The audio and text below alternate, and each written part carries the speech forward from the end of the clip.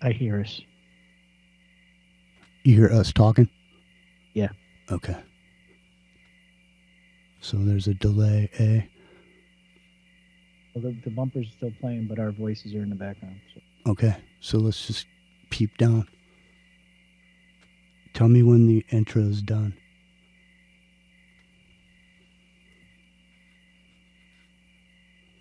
Don't tell me, but message me.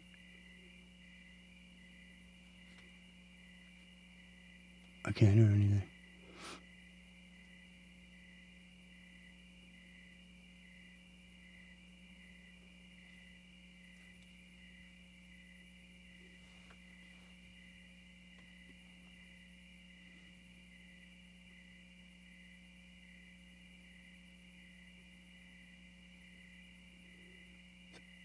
This is lame.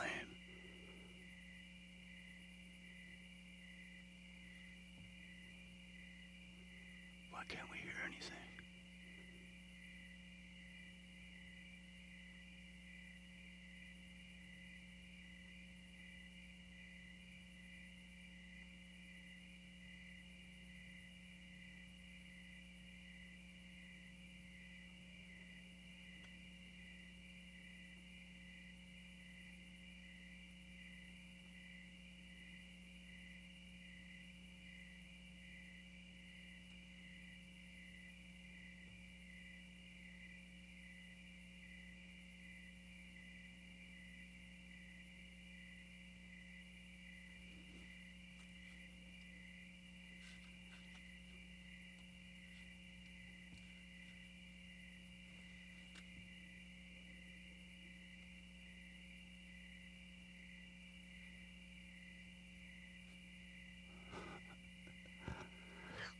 Crickets.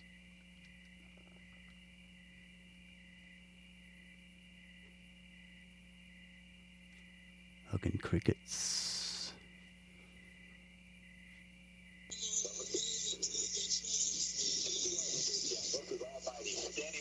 I hear it. Right now, it's 12 o'clock, Americans. Another day closer to victory. And for all of you out there on or behind the lines, watch for now. Wind is blowing cold and dark. On the road and no way out. Broken house, the smoking gun. On the run. Closer to victory. And for all of you out there on or behind the lines, watch for Man, can I please worship the government better? That's a vote of non-confidence, you civilian trash. Talking bad about the government, that's our kind of talk. Civilian scum, you better pray to me and you better lick my boots. I'm an officer and you're a lowly civilian. You wipe that smile off your face right now. I'll tase you and I'll set you up and I'll send you to prison. You pieces of trash, you do what I say. Maybe I'll put duct tape on your mouth, your eyes, arms, and legs and throw you in the river. Talk about how you committed suicide.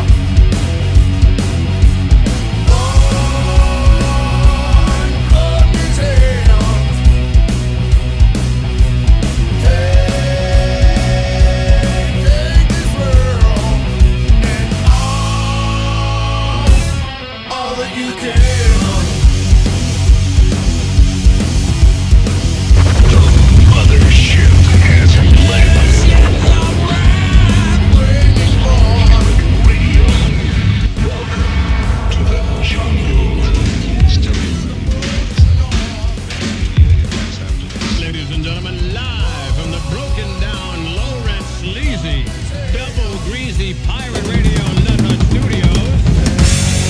Time for the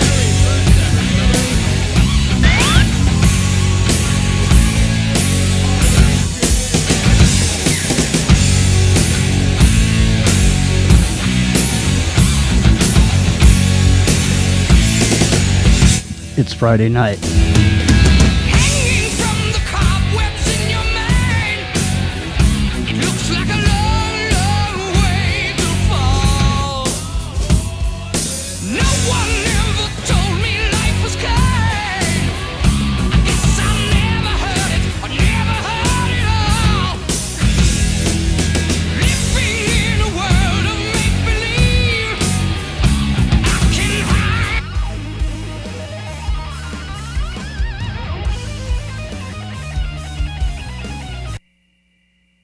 What the hell is going on around here, man?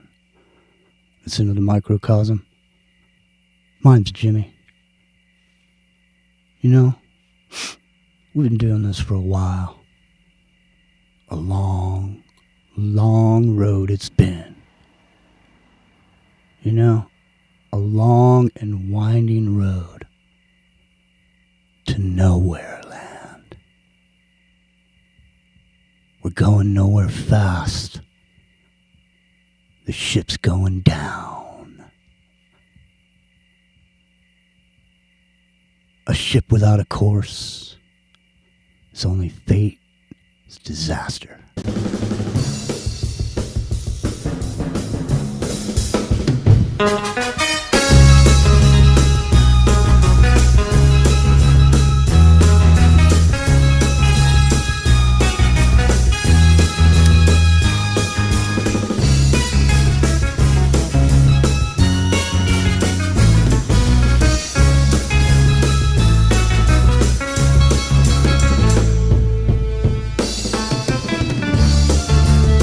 Epic German. Are you there? I am here. I Excellent. almost didn't make it though, man. I had to go round up some couple extra bucks, you know, to save it for my British TV license. You got a So, British TV television, license now? Well, you know, if you watch TV in England, apparently you have to have a TV license. Something I never knew before today. That was today I learned moments, man. I couldn't believe it. Like, so that's take the coins out of the couch, you know, get ready. It's Yeah, $200 a year, man. You just better hope they don't rebuke your license. They might, you Revoke know. that shit. No TV for you. But I miss all the soccer games. I mean, gosh. well, it's been another long week. You know?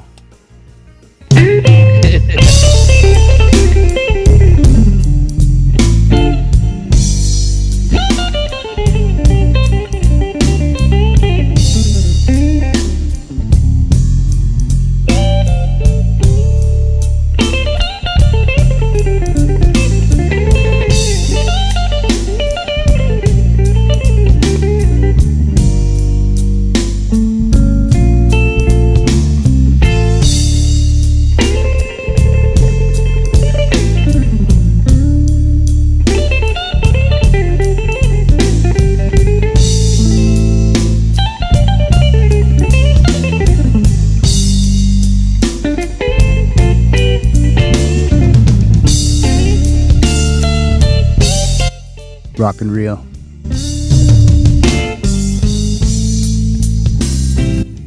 Are you there? I am here. It's about time. It's about space. It's good to see your face. What's happening, man? It's been a very busy, interesting week, I suppose.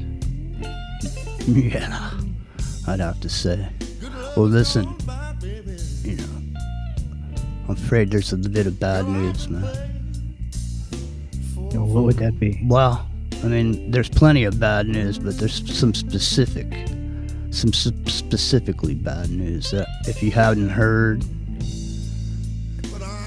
I know it'll make you sad, Rio, because I know you really could appreciate his work.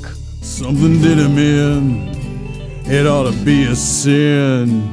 He's dead, Jim. He's dead, Jim. Don't know what it could have been, but it was the death of him. He's dead, Jim.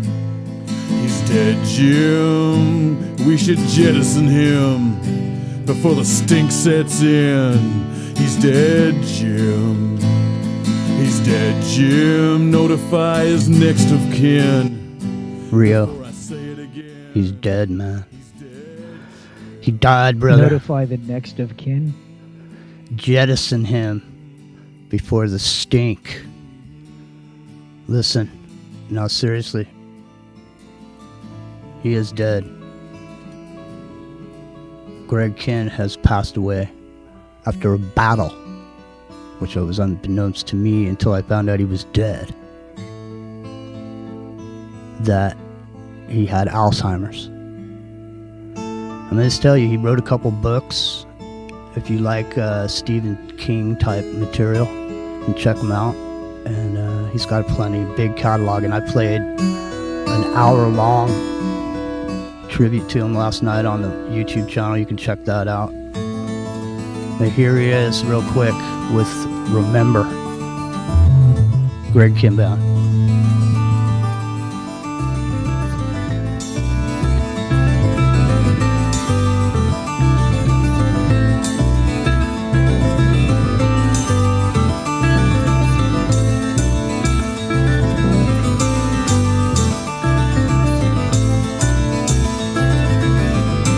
It's Revolution Radio.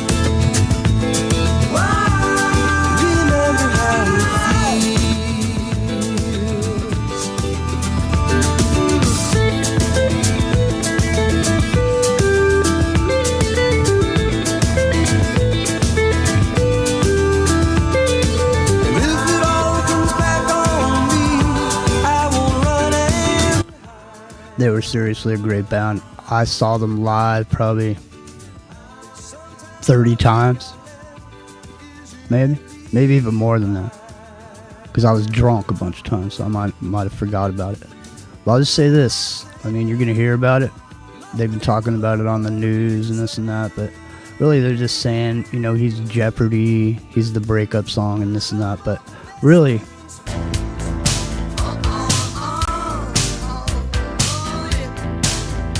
he just got lucky because he was around way before those two songs ever made it onto the radio, and MTV was instrumental with the breakup song and Jeopardy. So, but I highly recommend you check out his catalog. I mean, I could sit here for the next hour playing songs, but I won't.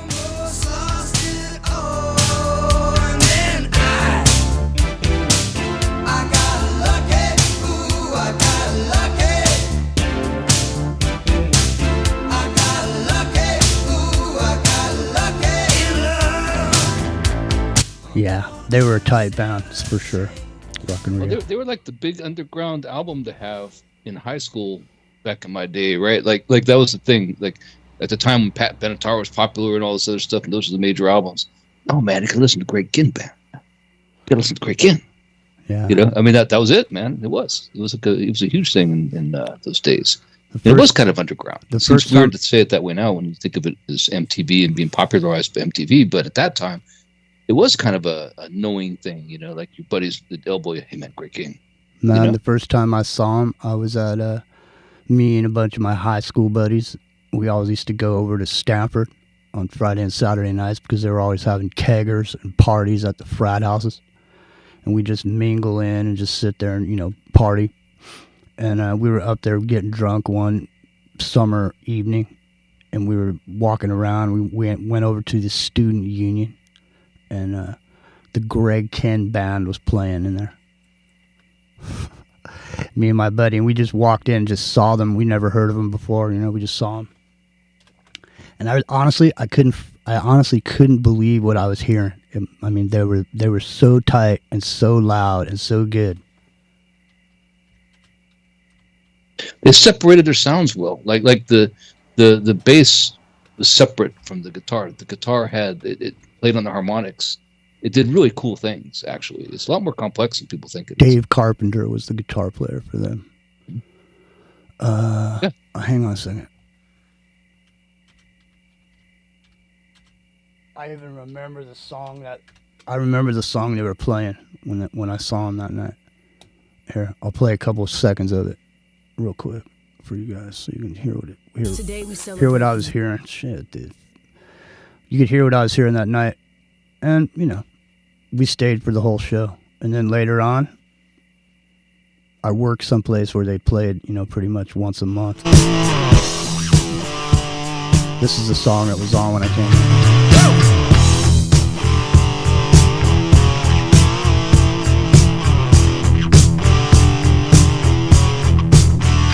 Was the hottest summer in like 20 years. I had no feelings 'cause I had no fears. The sun goes down and then the mercury falls. Ain't no tomorrow when the moonlight calls you to the only dance. Huh. You do the only dance there is. Dance. So, speaking of the moon, Monday coming up here is a super blue moon, full moon. So, be ready for that, because there seems to be quite a bit of earth shaking going on lately. Epic Journeyman, any earthquakes on the islands? I didn't look today. I thought I felt one last night, actually. Yeah. I did. I was late. So you ever notice earthquakes in California? You do know. 3 a.m., right? So it's 3 a.m. Yeah. It was kind of the same thing last night here. So I haven't checked yet. No. But yeah, I saw that whole earthquake thing going on in Texas. They had like 41 earthquakes, something like that, in just a 24-hour period. And now there's, a lot of that, people equate a lot of that to the, fracking and this and that. And the gatherings. Well, that could be. Yeah. So, but I mean, irrespective of that, so you had Mount Etna Blue. You had this whole thing over in Japan, which was this, Japan has been working on trying to predict earthquakes for, however many years they've been doing it. Since Godzilla. Yeah, exactly. So, I mean, if you say that there's somebody who would have expertise in that area, and if it's even possible to do, I would say they would be the ones on the forefront of that and the discovery of, the ability to do those things. And so last week they said, they had this earthquake there, and then they made this warning that they thought there was going to be a 9.2 or something. I can't remember what the point was. It was 9 point something earthquake coming up, warning. So it struck me funny just because, I mean, that's a pretty strong prediction. I mean, you want to be out in front of the destruction by saying, you think it's going to happen even when it doesn't. You know what I mean? So it didn't happen. So then they rescinded. Major earthquake, yeah. Yeah. That is huge. Then they rescinded it, and then they reinstated it again, saying that they were expecting earthquakes. Now, I saw some other thing where there was a couple people making these predictions for major earthquakes in California and certain places based on I don't even know what they're basing it on. But when you could just do this and say, okay, so there's going to be a super full moon. Why is it a super full moon? Well, it's a super moon because the moon's proximity to the Earth, meaning it's very close to the Earth, which makes it a super moon. And so when you couple this moon activity with tides and high tides, when you see these giant high tides, and these a lot of times is what causes stress and it causes earthquakes. So a lot of times that what you see, so there used to be a guy that used to go on a Coast to Coast AM. He used to predict earthquakes. And what he used to do is he used to go around and look at, Craigslist and this and that for lost animals. And so wherever there was going to be a super high tide, when there's going to be a super high tide, full moon, and he coupled that with a bunch of lost animals at the same time because they, for some reason, they could feel the vibrations or the frequencies of it all, and then they, bug out or whatever, as it were. But anyway, so I don't know. I mean, these are another one of these. Somebody in the chat's talking about Dutch and sense. Yeah, Dutch sense is an earthquake Yeah, predictor. and he's pretty accurate too. He's OG too. He's been around, the alternative earthquake scene for quite a long time. Where's some other dude? Remember this other guy, BP Earthwatch? Remember that guy?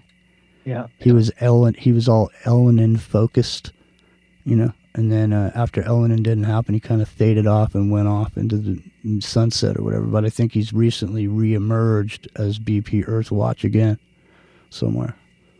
So he's back to watching the Earth,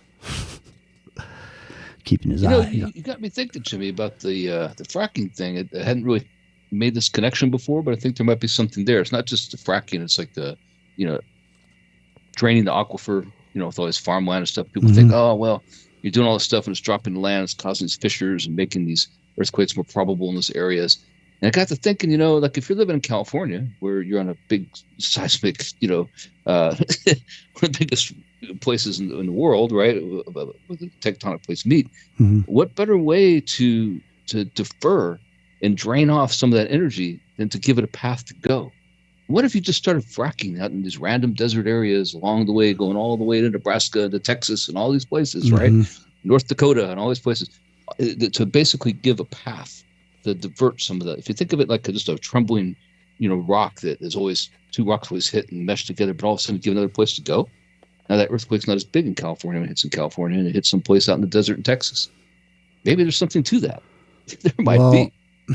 I didn't look into it, but do you know this guy Steve Quayle? Remember this guy? I do know Steve Quayle. I don't know him personally. All right. Well, people opinion. People like him or they hate him. Most people have an opinion. Yes. Yeah, most people have an opinion. But the bottom line is he's done a bunch of stuff over the years. He is definitely, take what he says one way or the other is all I can say. I'm not highlighting him or recommending him. I'm just bringing him up in part of this conversation because he was recently, the last time he made his rounds anywhere, that's usually when he shows up on these shows doing interviews. And the last time he was doing it, he was doing a documentary on the Pacific Northwest and the potentials for a major earthquake.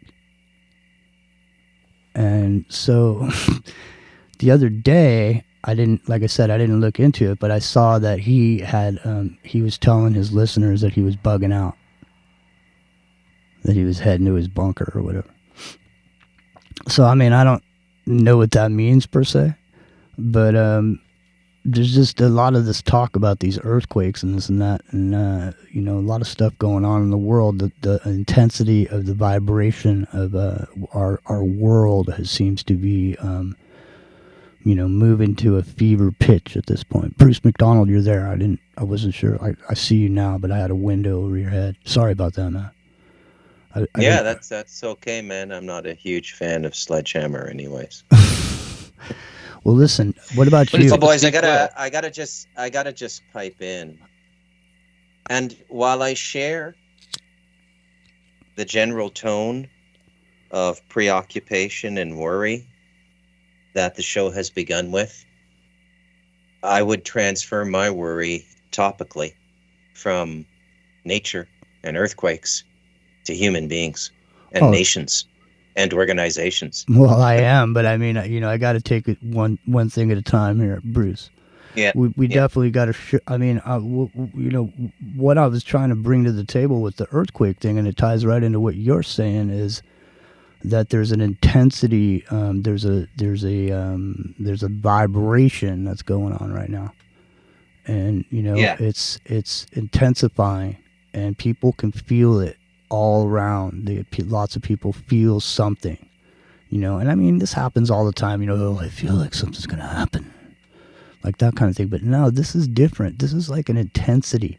It's almost like the tempo has been turned up a couple notches, and they've intensified the broadcast, for something. So It's also the time, right? I mean, August is the satanic month. 8/8 is the darkest day of the year. It's a very interesting number to think about. When you think about the 8, it's the infinity symbol. Mm-hmm. But really, it's 2 4s. So 8/8 is 4 4s, and 4 4s is the ultimate in locked-in consciousness, right? Fossilized consciousness, which is Satanism, no connection with God. But I also have felt a tremendous amount of negativity. I've had major blowouts with everyone. Well, not my wife, but everyone in North America, my son included. Mm-hmm. And he's going off on me last week, and my intuition says, glance up at the top right corner of your Mac. I glance up, it's August 8th. I let him finish. He goes on for 20 minutes. I say it's 8/8. It's the most negative day of the year. But people, and this particular August is on steroids, because there's so much magic and blood going into it. It isn't funny. It's all culminating, right? Over. Well, that's interesting, because I didn't know any of that about 8/8, but I remember it's universal. Yeah, by the way, it's not. Don't think about it as August as an occult phenomenon. Think of it as more scientific. But the veil between this world and the next one is thinner. In Chinese cultures, not communist China, because they killed all their culture, but when I was living in Taiwan, the 8th lunar month was considered, they called it Gui Yue, which translates to ghost month. They don't close big business deals. They don't get married. They don't go swimming because they think a spirit can pull them. And, I'm over there bopping around in my mid-20s, a complete rationalist. I meditate and everything, but I didn't understand the occult the way I do now. And I start It's a Mercury retrograde, right? Well, yeah, it is. I start pestering them about their superstitions, and then they start to explain it to me. There's a day in August where you can stand an egg up on the tip, and it won't fall over. It has to do with and the Chinese figured all this out. There's a lot of unique stuff they figured out, like the meridian system, traditional Chinese medicine, and ever since.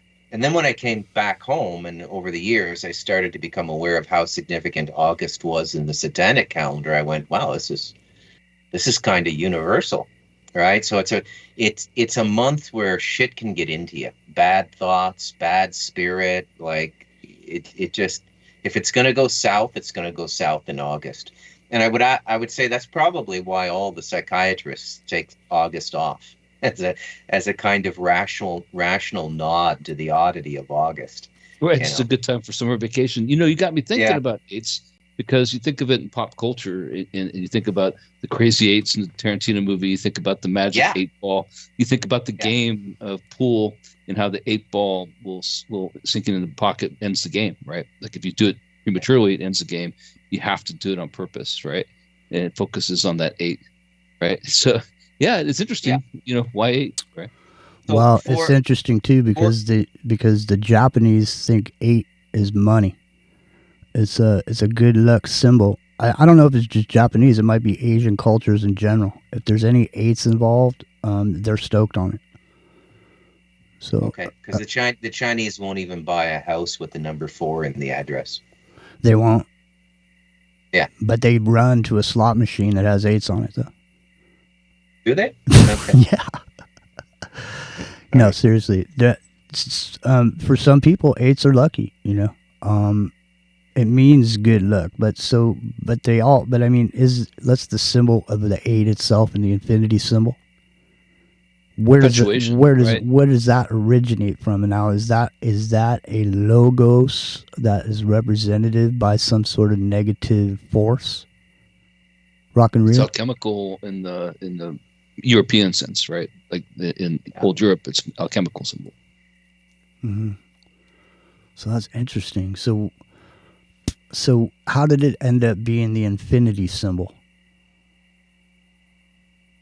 Well, I think it's, I think it's just when you lay it on its side, the circuit it paths, it's how time works, past, present, future, and the intersection point and stuff. Mm-hmm. And it's just an endless circuit, like a racetrack, right? With a crisscross in the middle. Mm-hmm. Well, listen, looks like there's going to be some talks going on about these hostages, the hostage situation. And a few months ago, we started saying that we felt that the Democratic Convention was going to be a situation. And, similar to what we saw with the street theater of the Democratic National Convention in Chicago the last time, where there was activity. And the hippies came down there, and they said, "Look, if you don't pay us up $100,000, we're going to show up with a bunch of naked hippies and have sex all over the place down there." Right, Epic Journeyman? What was those guys called? Yeah. It was all those people from the Chicago 7. Yeah. But the thing that's interesting about this, I just got to think about 68 to 2024, right? Isn't that? Yeah, it's the anniversary or whatever. Some 50 years or some shit. Who the fuck knows? I don't know anymore. I'm so spun out with the infinity. It's Chicago again, so it's like a harmonic, of the same thing, same place. Well, so the whole thing is they have a group of people that are fully against what's going on over in the Gaza Strip. Okay, and these people are doing actions, man. There was some dinner that was going on. They came in and they started with Kamala Harris. They came in and threw a smoke bomb in there. Just the other day. So, I mean, this is looking like it's going to turn out to really catch on fire. And so I am personally, and I'd like to get you guys' feeling on this, just on the political scene and the political front, my gut right now is telling me, first of all, if you're just, she hasn't been nominated yet. Okay? So, first of all, she has not been nominated yet. I've never seen someone pick a vice president that hasn't been nominated. Okay? So that, in and of itself, makes me think there's something fishy going on. No, she is officially the nominee. She's not a nominee until she's at the convention. Didn't the convention already happen? No. They're foregoing the convention. They're going to forgo the convention, I think, Jimmy. There's not going to be a Democratic National Convention to elect their leader. Yeah, I think she's they been already selected. decided. Yeah, it's the DNC is basically the CCP now. Maybe it is, but the thing is they have to have a convention and nominate the person. And I'm still, they could still, at this point, at a convention, they could call out somebody else and nominate somebody else completely. I mean, does anybody on this panel has anybody know, as far as delegates are concerned, how many delegates counts does she have? Yeah, she has enough delegates to be the official delegate, and they had to do a Zoom call. Essentially, it wasn't really a Zoom call, but because of Ohio and Missouri, right, they had to do it before August 6th to meet the August 7th deadline. So they dedicated their delegates officially then, so she ends up on the ballot. But you're right. Got 30, I think. It's still contested. It can still be. It's still possible for someone to. She doesn't have the delegate count, but they can be swayed at the convention, right? So if somebody gets 10% of the delegates, which is basically 300, approximately, they can put anybody on the ballot and vote. Right? That's what I'm saying. And they have to vote on them, and if they vote on them, then at that point, those delegates could conceivably change their minds, but Right. the whole Ohio thing Right. is already in play. And that's right? the So kind they of, already those are the that. kind of conventions that there used to be. There used to be screaming and yelling and fist A fights. contested convention, which 1968 was a contested convention, right? Boom. Look, man, anything can happen. Look, I'll just say this. Michelle Obama's got 100,000 followers on Twitter. Okay. Kamala Harris, she got nothing. I don't know what she has now. Okay. A couple weeks ago, she had nothing. 24,000 or something like that. So listen, I think there's a whole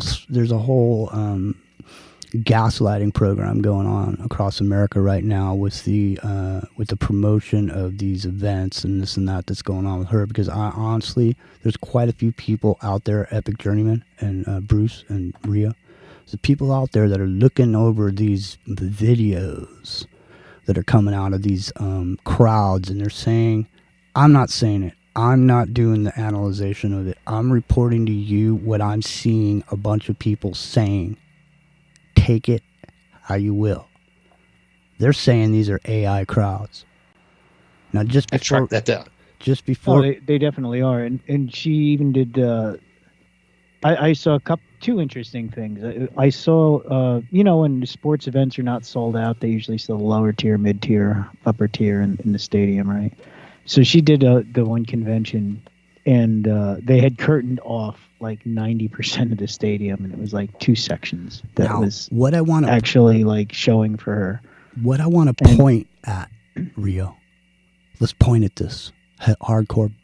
Rio, pull out your LED flashlight and put the beam on high, because I want to point at the arrival of the Fab Four and the hiring of screaming, pissing teenage girls to make it seem as though they were popular. Oh yeah, every one of them got $10 to show up, which is like, probably $50 in today's money. Okay, well, I'm not saying they're paying people to show up there, but I've seen people saying it. Okay, I haven't seen any receipts, but I've seen people accused of it. I've seen this campaign being accused of it. Now, here's the thing, and the only reason I'm pointing it out is because, isn't that all it takes in America to show something that appears to be popular and just have a bunch of lemmings just jump on the bandwagon for it? It's like all of a sudden they're saying there's a reason to ask a man when he gets in an accident in the UK. There's they have to ask the question of a man if he's pregnant or not. What is this? What does the document just come down and everyone starts reading it, and then a bunch of You're joking. No, I'm not joking. A paramedic has to ask a male when they're in service to the afflicted if they're pregnant. That's right. Okay, we've gone into Lululand here. Dude, I'm telling you right now, it's beyond. Yeah. We are. That's what I'm saying. It's insanity, it really is. That's what I'm saying. What do you got to do? What's the AI do? Just put out some document and just hand it out, and just people start reading it across the world and just start believing it. What's next, man? What's next? I don't know. I'm just. All it takes is a nudge to get the ball rolling, man. That's the thing. That's what they counted on with Tavistock and the Beatles, right? But in this case, those particular images, those did originate on X. They're from two places. It's from Dinesh D'Souza and from Sebastian Gorka, the ones that are claiming the AI with the plane. So there is an issue there. There is. 10,000 years of human history, no man has ever gotten pregnant. But, in the last 2 years, now paramedics have to ask to make sure. It's silly, right? It's like pregnant persons. I can't stand it. Every time the mainstream media says pregnant people, what the F are you talking about? You're talking about women. Pregnant women. Yeah, well, it's to the point. Look at, man, we've reached this point where we're moving into that future that we've all seen and talked about, where it's no longer necessary to have sex to have a baby. So once it's reached that point, can be surgically inserted with a uterus, I suppose, but it's not what I'm talking about. Even a 2-year-old can tell the difference between a boy and a girl. Yeah, so on instinct. That's not what I'm talking about, man. What I'm talking about is we're moving into an age where you don't have to have sex to have a baby. And once you move there, then anything's possible at that point. So now anyone could just order up a baby. But the thing is you can't have a baby because you need to keep your, you don't have the means to take care of a baby. So the state's not going to approve that baby for you. You know, but once you get your ducks in a row, dude, and start making a little bit more money, then maybe we can approve the baby. But we'll have to see. Lesbians can have a baby. 2 men can have a baby. Anybody could have a baby. There it is. It's prepared for you just how you want it. Whatever color eyes you want, how tall you want it to be, what sex you want it to be, so on. Well, maybe you won't even have to dedicate a sex at that point. Transhumanism at its best, right? Mm-hmm.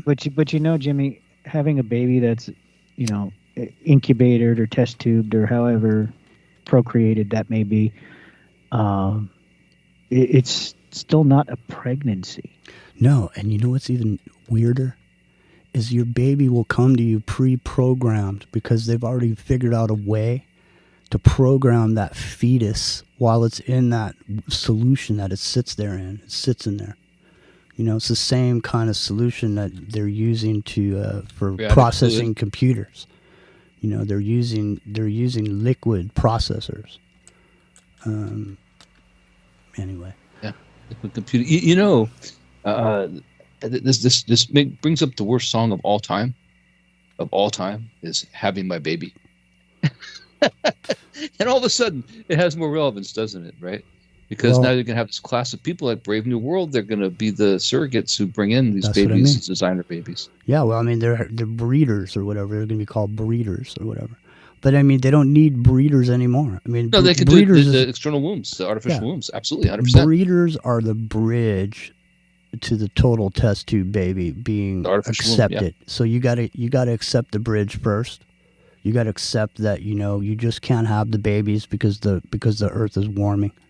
You know, the climate is changing, and the babies just don't fit into the scheme anymore. You know, you got to dedicate to the seed vault, the human seed vault, right?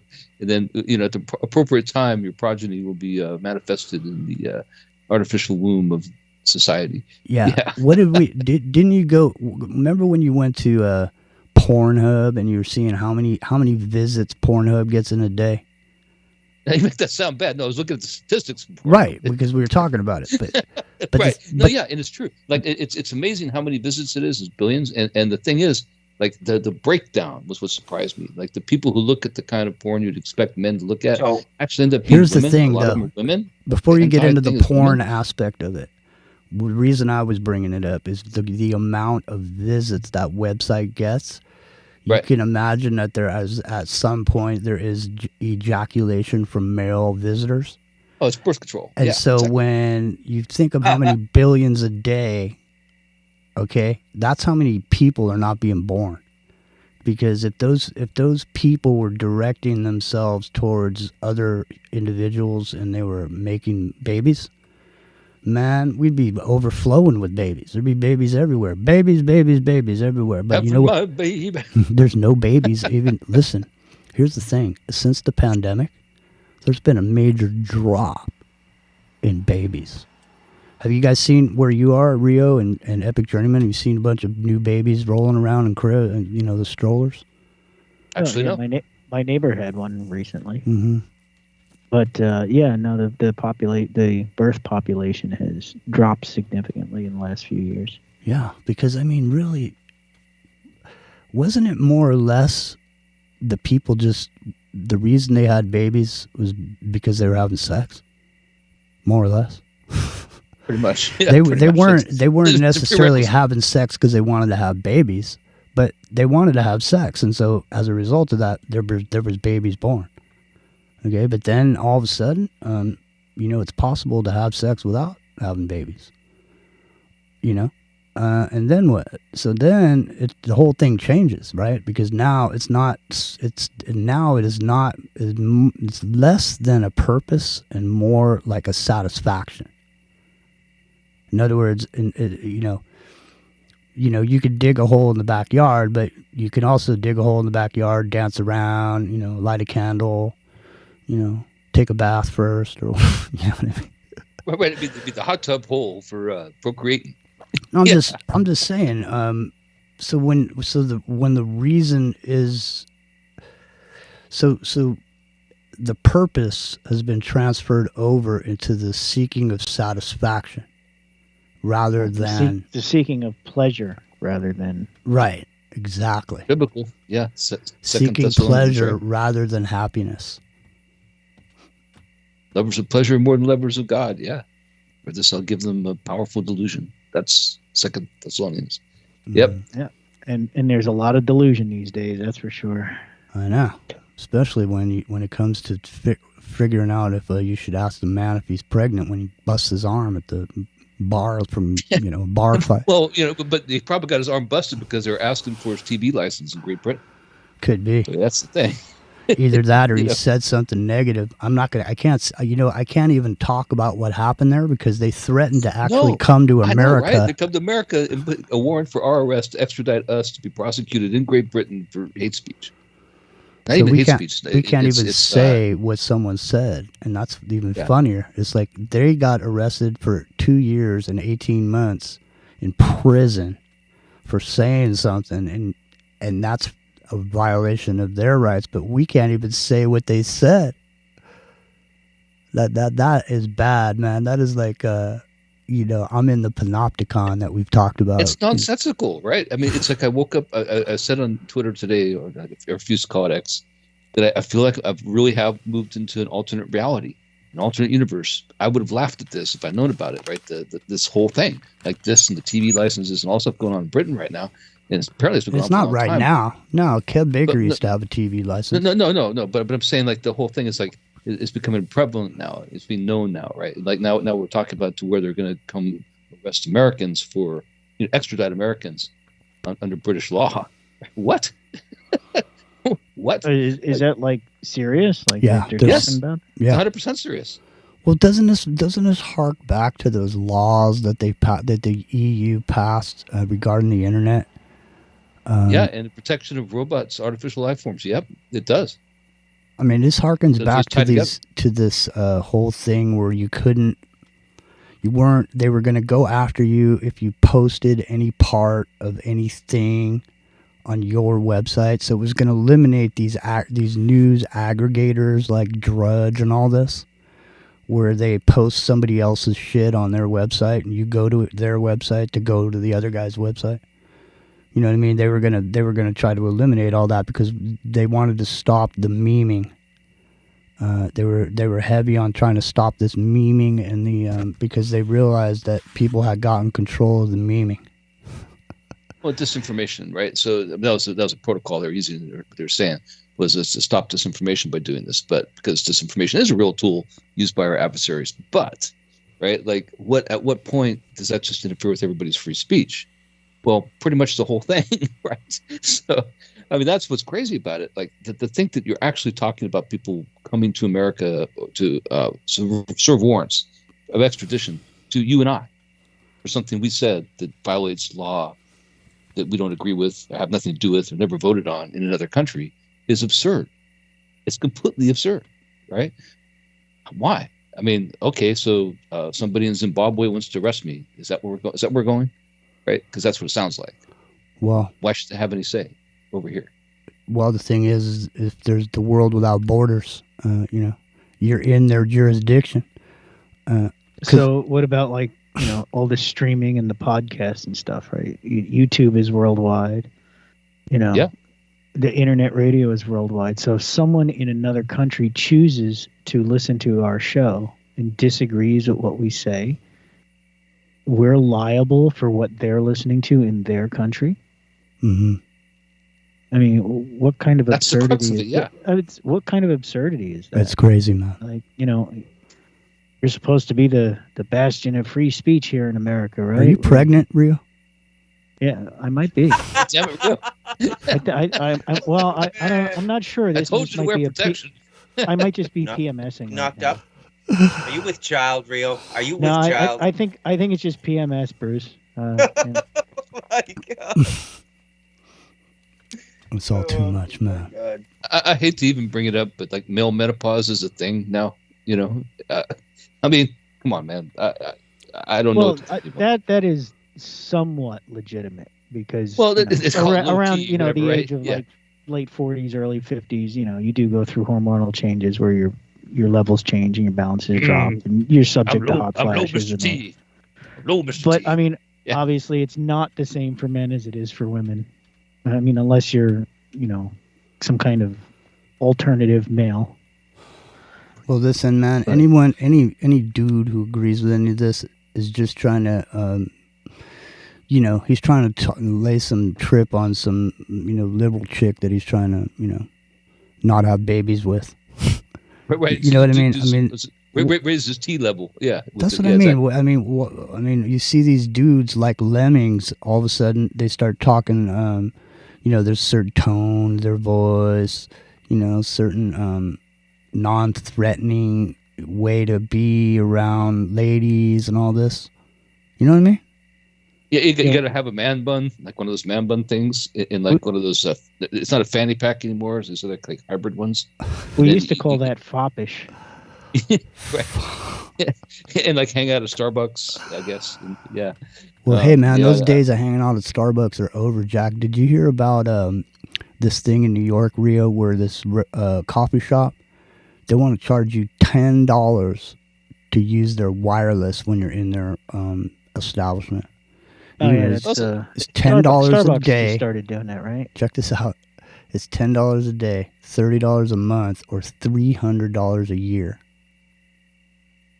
Yeah. Well, why not? I mean, remember when they used to say, "Hey, come on in, use our Wi-Fi," so you come in here and buy some coffee. Now you got to go in there and pay for the Wi-Fi. No. Yeah, along with your $6 cup of coffee. It's like you're paying for your British TV license, right? That's what you're doing. I was just thinking about how, remember there was those movies about the FM phenomena back in the day when we were kids. We're old people, not all of us, speaking for myself here. And it's like FM, Hot Wax, all these movies, right? About the whole phenomena of like getting away from the top 40 AM radio and you have FM and all that stuff, right? Are we going to have a movie called Wi-Fi? Like we overdue for that? Instead of American Graffiti, we got Wi-Fi and a BBC TV license. I think there's already a movie called Bluetooth. I wouldn't be surprised. Yeah. Well, I mean, S90's in the chat. If you want to add him, Rio, you can. I didn't realize he was here, but he's saying Logitech is selling subscriptions to some gaming mouse. And they're talking about doing that. They want the mouse that you use on your desktop now. They want you to pay $10 a month for the wireless function of the mouse to work. When you buy a new car, it's getting to be absurd with this pay for use of something you bought. When you buy a new car, all the bells and whistles are in there, and you're gonna sit there and check off each one of the things you want. You want heated seats? Check. $10 a month. Exactly. You want your windows to roll up and down automatic? Check. $10 a month. Exactly. Yeah. Tesla and BMW are the two biggest offenders in that realm with the subscription features added to your cars. There are still other car manufacturers that don't play with that crap yet. Well, I would say I won't be surprised if they all end up there at some point. But BMW's gotten a lot of backlash for that model. People are just modifying the seats to, that the heated seat works anyway. Yeah. Well, I don't know, man. I know this. In the future, the renting of a lifestyle is gonna be, the way it goes. I don't think people will own anything, and they'll love it because they're just gonna rent everything. Oh yeah, the subscription model, right? I mean, you already pay monthly for your TV, you pay monthly for your internet, you pay. Now, why not pay monthly for your heated seats and your heated steering wheel and your XM radio subscription and why not a gaming mouse too? I mean, like, why not pay to be able to type on your keyboard in front of your computer? why not pay for the mouse? Why not pay a subscription fee to keep your webcam working? Mm-hmm. Why LA women aren't going to the gym? Hi, excuse me. Right. So, I'm sorry. There's some girl there yelling at me. So everything you click on is being tracked. So when you click on a particular part of the picture, it's where you are. When you're clicking you're playing a game, it's clicking what you're doing, how responsive you are.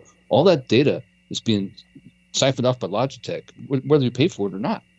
right? That's what I'm you're saying. paying for the privilege of this happening what to I'm gather trying your to data say. that way. Well, All this- speaking of data, everybody has heard about the massive breach, right?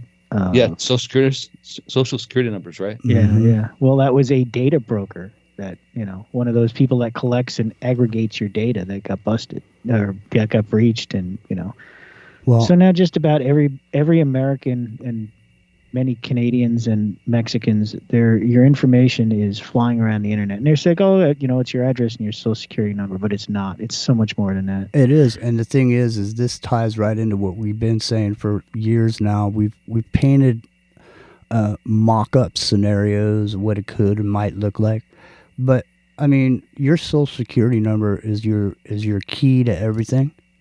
It's the thing that identifies you in your whole life, and to have that violated like it has been, it's going to force a new ID.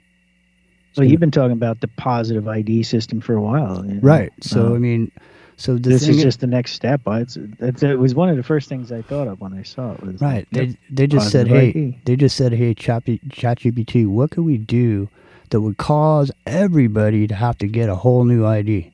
And they said, well, all you got to do is just say that the Social Security system got hacked. Okay, boom. Hey, everybody, you have 30 days to go show up down at your local Department of Motor Vehicles or your local U.S. Post Office to scan your eyeball and get a sample of your Biometrics, yeah. Mm-hmm. Biometric ID and because a real ID and eventually a blockchain ID. And the thing that makes this worse in so many ways is that they've been wanting to get rid of Social Security for so long because it's right. anchor on the Exactly. everybody in the government. They want to get rid of that, right? Right. And because there's a budget deficit is related to that in a big way. So the best part of the biggest and easiest way to do the reset they all want is to say, sorry guys, we lost all the Social Security data. We lost it. It's gone. Exactly. Hackers took it. We're just got to come up with something new. Right. And that's where you move into the new universal income system and eliminate the old Social Security idea with the new healthcare and universal income idea. And that universal income will be based in the new Fed coin or the digital dollars.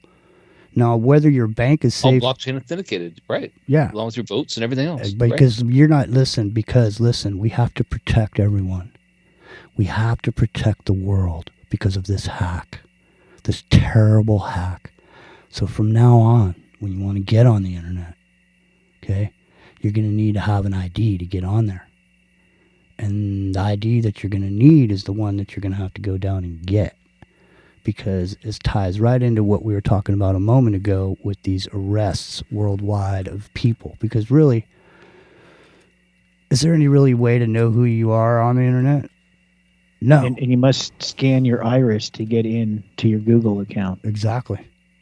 And they can just stick your eyeball up to your webcam to log in. Right, because you know what they can do?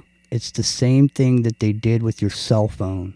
It's like at first everybody resisted it, rejected touchpad on your laptop. No, listen, everybody rejected it. Fingerprints and Face ID.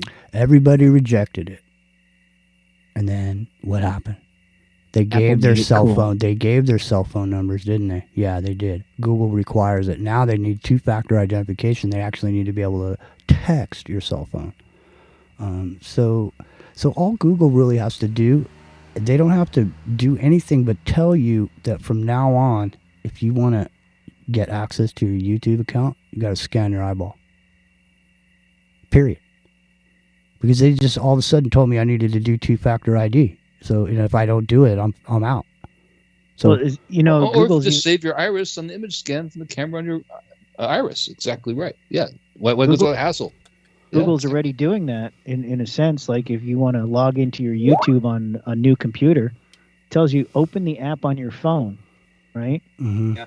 Because it's using the phone's ID to ID you. Yeah. Through the IMEI and we're on break. We're on break. numbers. We're on break. Stand by. We're on break on Revolution Radio. Okay. I didn't hear anything. Yeah. No, All right, here, I'll play some music while we take a break. Listen to this. I wish I could play this whole thing. How many minutes do we got? We got about 3 minutes. Man, I played the Greg Kihn Fallen Idol jam yesterday, and I was listening to it, and it's almost like his, it's almost like he could be singing it, at the end of his career. I should play it now. It's 6 minutes long though. I think those breaks run 6 minutes, don't they? Yeah, but we're 3 minutes into it already. All right. I'll play some of it now. All right, hang on. And they can still hear us talking over the break. Oh, they can? Okay. Well, Yeah. let's stop talking then. I guess I can't play no music either.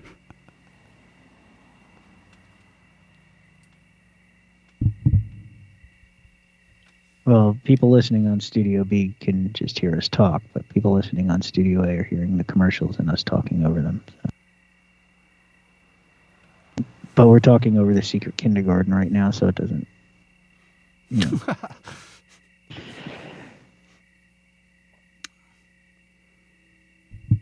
Damn, we're on the first page over there. We're on number 5 on TalkStream. Nice. We're kicking Nice. ass, man. Kicking ass. Hey, speaking of kicking ass, man, we brought up the cognitive liberty thing. All of a sudden, there's a cognitive liberty conference, and Jay Dyer's speaking there, gonna break it off for people. Oh, yeah? I saw that. Yeah. And then Clyde Lewis was doing a show tonight. Guess what it was about? Cognitive liberty. Cognitive enslavement. Uh-huh. Uh-huh. It's the most important thing. It's amazing how much they rip us off. All right, here we go.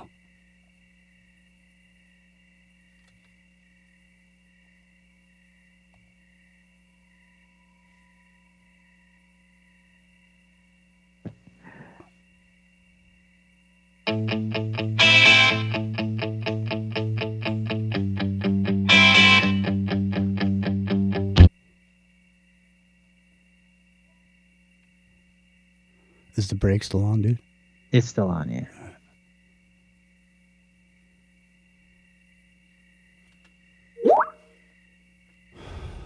Breaks It's a over. show Okay, within a here we show. go.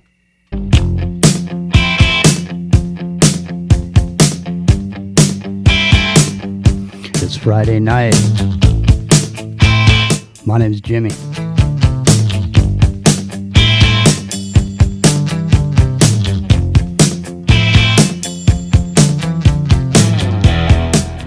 Hour number 2 into the microcosms on the app. Unlucky in love and life. I'm beating it every game. I can't afford to be right. I go on ahead just the same.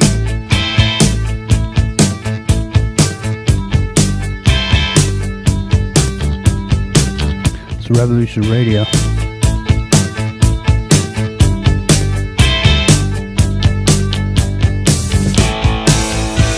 I can't stop hurting myself.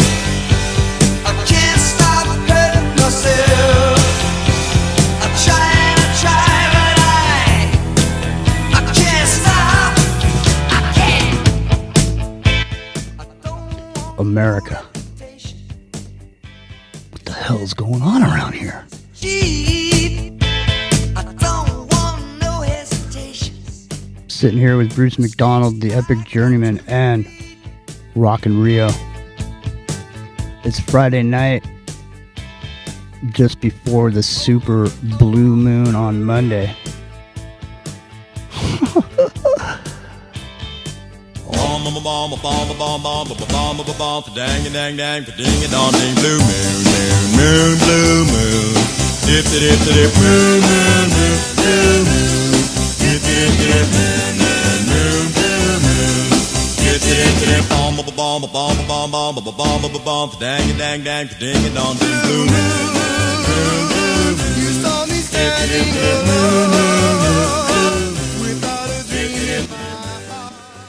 Man, those dudes used to just be hanging around on the corner. Just hanging around in the corner and singing. Honestly, one of the best eras in music was when it was all just cats that could really sing hanging out together. Yeah. Well, listen, it's into the microcosm. Listen, take heed to this warning. Stand by. Let me get this together. Expert. If you don't want to take what I have to say as actual factual news and information, please take your ass somewhere else. I do not have time for stupid people, and neither do the people that watch me. So, mods, anybody that says anything stupid in the chat, please ban them for life. I have no time for stupid motherfuckers. Government buildings throughout the United States. I would just listen to this. Operations have to be completed. Listen to this. Okay. I'm playing this from this guy because he got an emergency action notification about a contract that the federal government has put out to have their buildings here for an EMP attack. I repeat, I was just advised that the U.S. government is now preparing their buildings for an EMP attack. Their preparations have to be completed prior to October 31st. I repeat, the U.S. government has issued an emergency action and is hiring contractors by the thousands to install EMP-proof shielding throughout multiple government buildings throughout the United States. Jimmy. I was just made aware of this a couple hours ago. Jimmy, why are you bringing this up? Well, let me just say, October 31st is the drop dead date for that. And let's just say what happens 5-6 days later. Is that an election? Would that be an election? Yeah, man. And let me ask you this: Are they doing anything to protect the voting machines at the in the precincts? Are they doing anything? Sure No. not. No. What are they doing? They're setting stuff up for continuity of government. Seriously though, at this point, if there was an EMP epic journeyman, Bruce McDonald, making your building EMP proof doesn't really seem to make much sense, does it? Because everything else outside of that building would be worthless. Yeah. So how would you even have internet at that point? I mean, if you'd have to go around to every single every single data center, every single gateway, and all of that. I don't see it. I mean, it looks like what is this this WEF? Even though everyone hates them, they've gone away. Kind of really, people haven't been talking about them that much anymore. People aren't really beating on the Harari guy or the Klaus Schwab. But look at, man, everything they said is happening right in front of your eyes right now. You know, you're gonna eat, you're gonna have nothing, you'll own nothing because you're gonna rent it. You know, you're not gonna have any kids or none of this. You don't have to worry about it. You know, you can just run around and have indiscriminate sex with no kids from now on. Forget about it. It doesn't even matter. You know what I mean? At this point. But, anyway, Epic Journeyman, this is not a possibility to, at this point, what is it? How many months is that? That's 60, let's call it 60 days. To go to a building and EMP proof it in 60 days? That's Epic Journeyman. How long would it take to EMP proof where you work? Well, if you put it underwater in the ocean, you can do it in a day. But otherwise, if you're gonna actually do like a Faraday cage, it's a huge process. I used to make Faraday cages, and it's huge, man. You got to ground everything. You got to put steel mesh in there. You got to tear down the walls. Got to put the mesh in the walls. If you don't, we're talking about a sill, a secure location, right? Yeah, dude, it's not an easy task. It costs hundreds of thousands of dollars. No, but my next if you question. water, you're good. My next question is, why didn't the federal government build them that way in the first place? But anyway, that's just me. Right? Yeah, if you're talking about having secure, yeah, you're supposed to have secure locations all the time. Yeah, it's like when the power went out on Alex Jones's operation in Austin, Texas.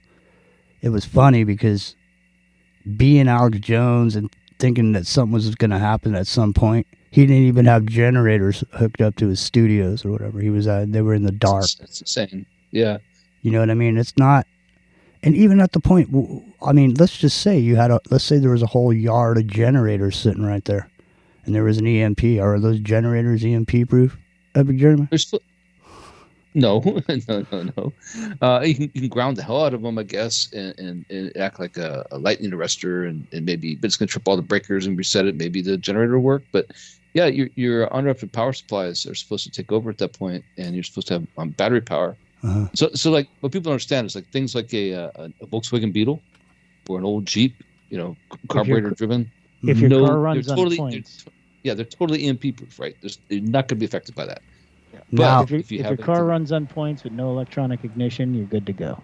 Exactly. It'll stall briefly for a couple seconds, but.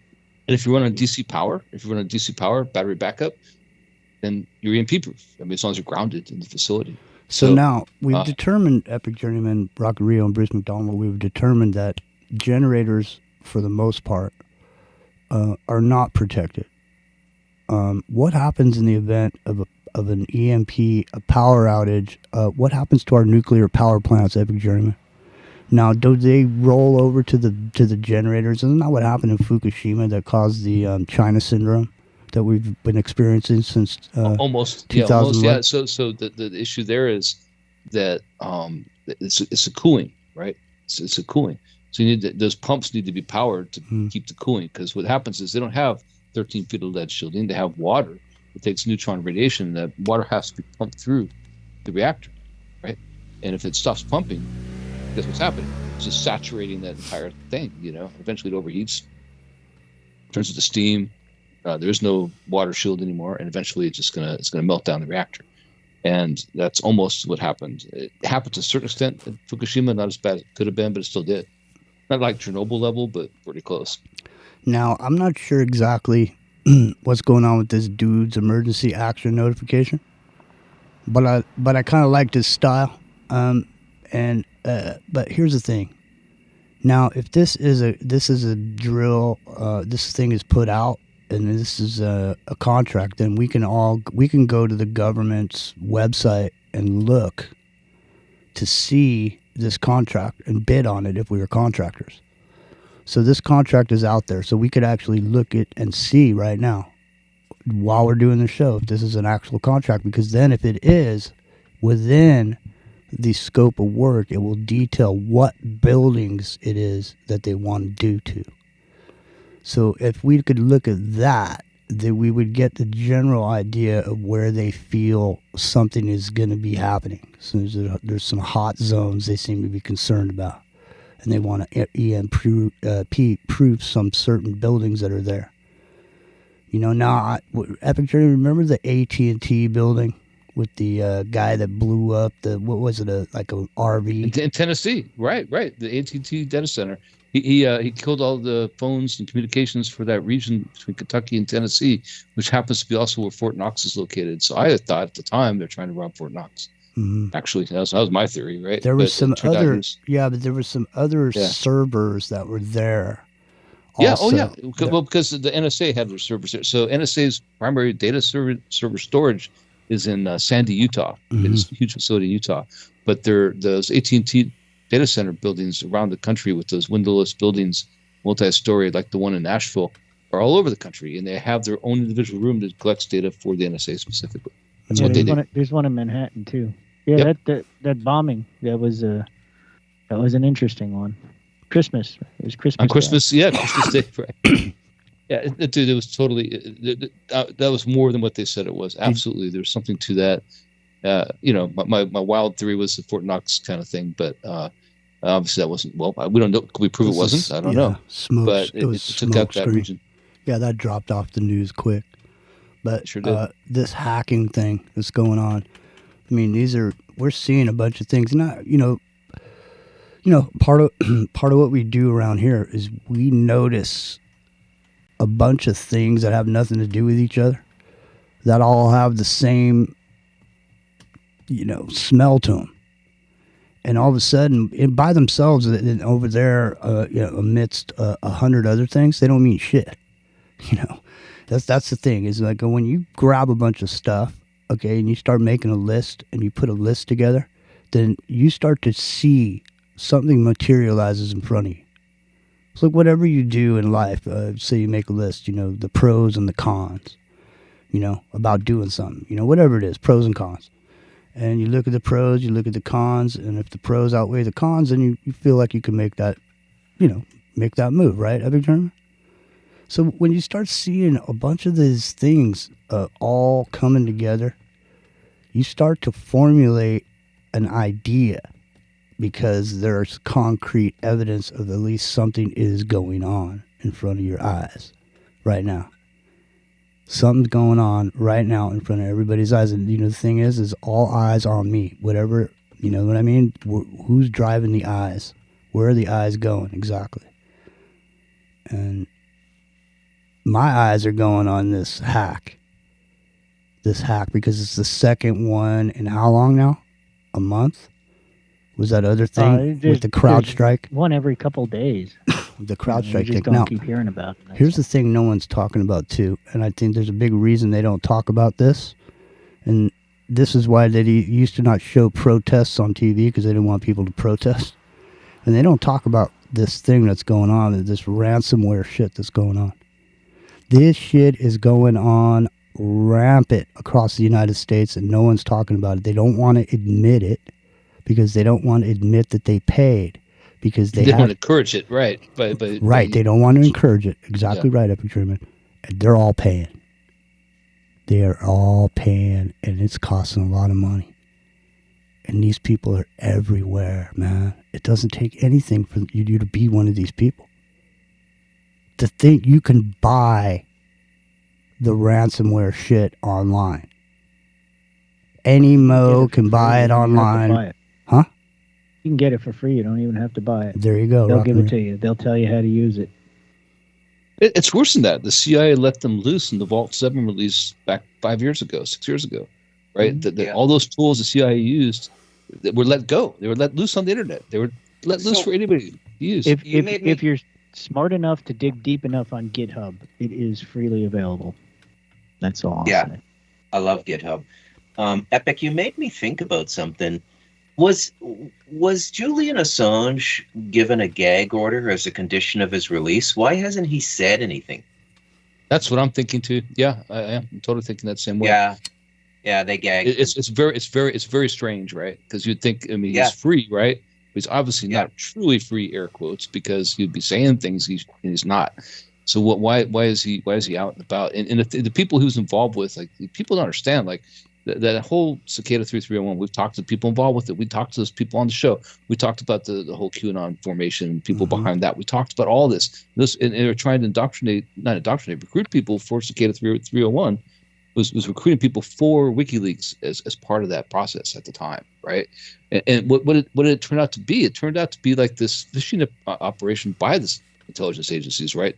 To gather these people, to get them, right? And use them. It's pretty elaborate, but it's true. Like to use them to do their bidding by putting these things out there and nudging them, you know what I mean, to go ahead as thinking they're doing something either useful or doing something, that's counter to what the powers that be would want. But in reality, what they're doing is doing their bidding, and that's what this is. And now that he's free and can actually reveal all that information and can talk about it, should be able to talk about it, he's not. That means it is part of his release agreement. It has to be. Don't you think? Yeah. It just seems that way. Yeah. So to what degree do you guys think food is going to be a weapon in the upcoming national and regional transitions, that whatever global forces are behind this, and I'm not sure I even know anymore, honestly. All right. To what degree do you think food is going to play a part in this? And I'm starting to see David Dubine as Not so much with the food as with the sun as the cause, although he's probably right about that. But with the food destruction and everything, I'm starting to see him as one of the most accurate and important voices in the alternative media. It's so Kamala, and I'll preface the conversation or the question with just this statement. It's a tweet from the Health Ranger. Kamala Harris is going to propose price controls on food. Right. And Trudeau's doing this in Canada too, through Chrystia Freeland, his finance minister. Welcome to Venezuela. Yes. Food scarcity will immediately follow, and then rationing by government edict. Mm-hmm. The rationing, of course, will need to be enforced at gunpoint. So prepare for armed government soldiers at grocery stores if Kamala Harris becomes president. And you'll have to show your new ID. And, to couple one of these random events that we're talking about that by themselves are heinous in themselves, but when you combine them with this, is New Zealand is now saying that you can be forced to be Michelle Pfeiffer. And that means if they can come up to you at gunpoint and make you do it. Get your TV license while you're at it. Exactly. Bruce. I don't know, like the food thing, what I've thought about for a long time is optogenetics, right? So they discovered about 10 years ago now that with optogenetics, you could pick the brainstem of a dragonfly or a rat or whatever and control them like remote control by having a gene marker. You had a specific gene that anchored itself in the brain, right? Essentially, not getting too elaborate, but that's what it amounts to. Is like it had to be this engineered gene. This engineered gene would go into the proteins to the in the brain, right? And then they would target that specific gene, and that would be the control mechanism that they would use to make the dragonfly steer left and right like it was a drone, or make the mouse. That's exactly what CRISPR is. Mm-hmm. Yeah. So exactly, but it's a little more complex than that. So it's like in the case of us, people say, well, you can't use it because you have to have the engineered gene introduced to your body, to your system. But what's GMO corn? What's GMO food? What are these things other than the exact marker you need to target that? Right. And if you get enough of it, that's how you target it. So if you take something like Soylent Green, the movie, it's not Soylent Green, it's people, just the idea that you make this food source that everybody has, and that's like a base of, you're setting the floor, right? The whole idea is to set the floor. So you set the floor for housing, income, and food and nutrition. And you do all that as part of a great society vision. And you say, okay, well, now what we need is that everybody's going to have this as their base, like staple product. Everybody has this particular engineered product everybody eats. Right. And that's introducing this gene as a marker that could be used for optogenetics to literally control people as if they're zombies. I mean, it sounds wild, but it's possible. It is possible. Using that Soylent Green is actually toxoplasmosis. a real product now. And it is made from genetically modified soybeans. So, it's marketed as a protein shake, but there is an actual Soylent Green product. I know. Not cool. Right? It's just not cool. Charlton Heston. Soylent Green. Man. Yep. Nobody looks cool in an ascot. And I'm sure it's available on Amazon. Get your protein. I've Man never seen anyone corn. rock an ascot epic. Never.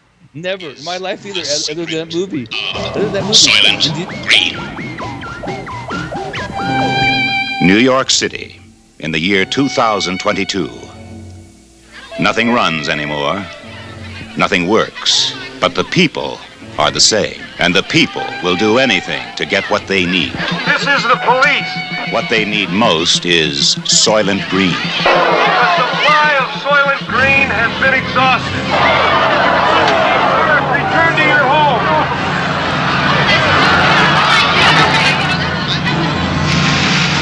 What is the secret of Soylent Green? Detective Sergeant Thorne.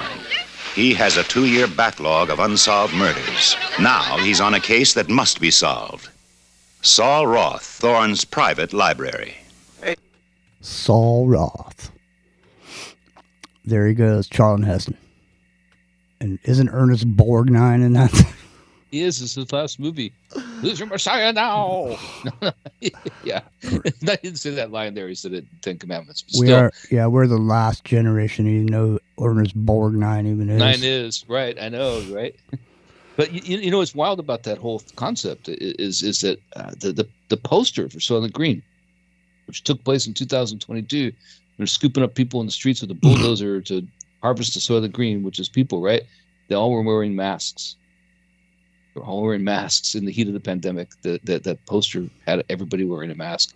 It's so prophetic, like that actual picture from the poster. You go look at it. It's Man, amazing. we've been on the first page of TalkStream Live all night long, baby. Look at that. We're number 7, I think. We were number 5. So you can tune into TalkStream Live, click on that Revolution Radio icon if you want. If you're listening someplace else, you can open another window, go click on that icon, see if you can move us up on a couple notches. You know what I mean? All right. So listen, moving on a little bit, Rock and Rio, we haven't talked since last week. I know you've been busy. How do you feel about digging up this Kamala Harris? Now, going back to the Kamala Harris thing, just for a moment, because we got off of before I finished what I was going to say, which was the other thing I noticed about the Kamala Harris campaign is that she's not doing any interviews either. Yeah, and what she's doing and is one of the things I was going to bring up before, but kind of we got away from it, was her speeches recently are recycled. Not in like she's going over the same talking points, but she is like actually given the exact same. Exactly, that's what I was going to say, and that's why I wanted multiple places. I wanted Michigan, you to run Wisconsin, Ohio. It is she's word got for one word she's verbatim. Right, she's got one script. Yeah, stump speeches they call them. Yeah. Well, but the thing is, it Epic. The changed thing that today, makes it weird, though, the thing that makes it weird, Epic. Hold on. The thing that makes it weird is that she's not going anywhere on any of these shows. Bruce just booked. She's not going on any of these shows to solidify her points, and so that would be where you would go around to The View and all this different shit and talking to people. She's not. That makes me very, very curious about what's going to happen at this convention, Rock and Rio. What do you think about potentially grabbing one of those speeches and running it in reverse? Yeah, we could. I think we should. Organic Sharpton Kamala, if we want. I think we should, man. I really do.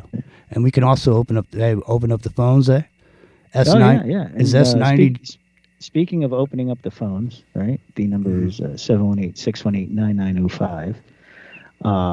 I still get random calls from the previous owners of the phone number, or for the previous owners of the phone number. And so I want to give a shout out to Pat in Ohio, who is going after one of the previous owners who is a mortgage scammer. You know, she happened to call me the other day, and hopefully she's listening tonight because right on. I had a nice conversation. That's cool, man. That's cool. Yeah. Well, so mortgage scammers, they're out there. Be careful. Be careful. You never know. So listen, Rock and Rio, that sounds like a good idea. If you've been getting scam texts like these, it was me. I said that probably date has been. Are you getting spammed? Wow, boy, that AI is fast, man. I know. It is. It's fast. But hey, man, I'm fast too.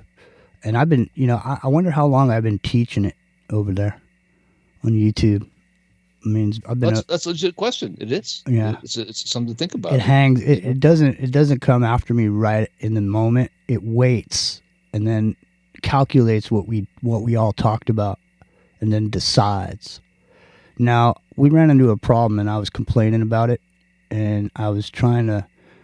A lot of times in the alternative media, if there's some internet issues, it's like people start going into this whole song and dance about how it's the, they're trying to keep getting the information out, whatever it is. But we were having some problems with the chat at YouTube, and what I discovered, it has something to do with the Safari browser. And someone else who was having problems that contacted the show also. And so if you're having problems with the chat, you can't see the chat on YouTube, it might have to do with something to do with the browser changing. So what I had to do is, because I have Chrome on here, I just threw onto Chrome and went on there, and I got the chat back. So it has something to do with the Safari. Yeah, well, Google has been messing with Firefox users as well. When you watch a YouTube video, there is a give or take about a 5-second delay before it will load the page properly. Yeah. But if you do it in Chrome, it's instantaneous. So You know what that is, right? It's the antitrust suit they just lost, right? That the DOJ cracked down on in Man. Google ABC for. So yeah, that's what they're doing. They're Google, like saying, okay, you're lucky. We'll just remove our servers from being the middleman, and Firefox has to host itself, for example. Yeah. Right. Or they just go like this. You know what, man? You know what? Check this out. Antitrust suit. Well, you can kiss my ass on me filling out the rest of your search from now on. You can you can type the whole thing in from now on. That would destroy the world. The world would end today if everyone had to sit here and type every single letter, Generation Z every would single be in the streets. correct word, and spell it correctly. No more spell checking. No more. Ashes and sackcloth for Generation Z, right? I'm telling you. Look at it. You come used to some stupid shit like that. To some simple thing.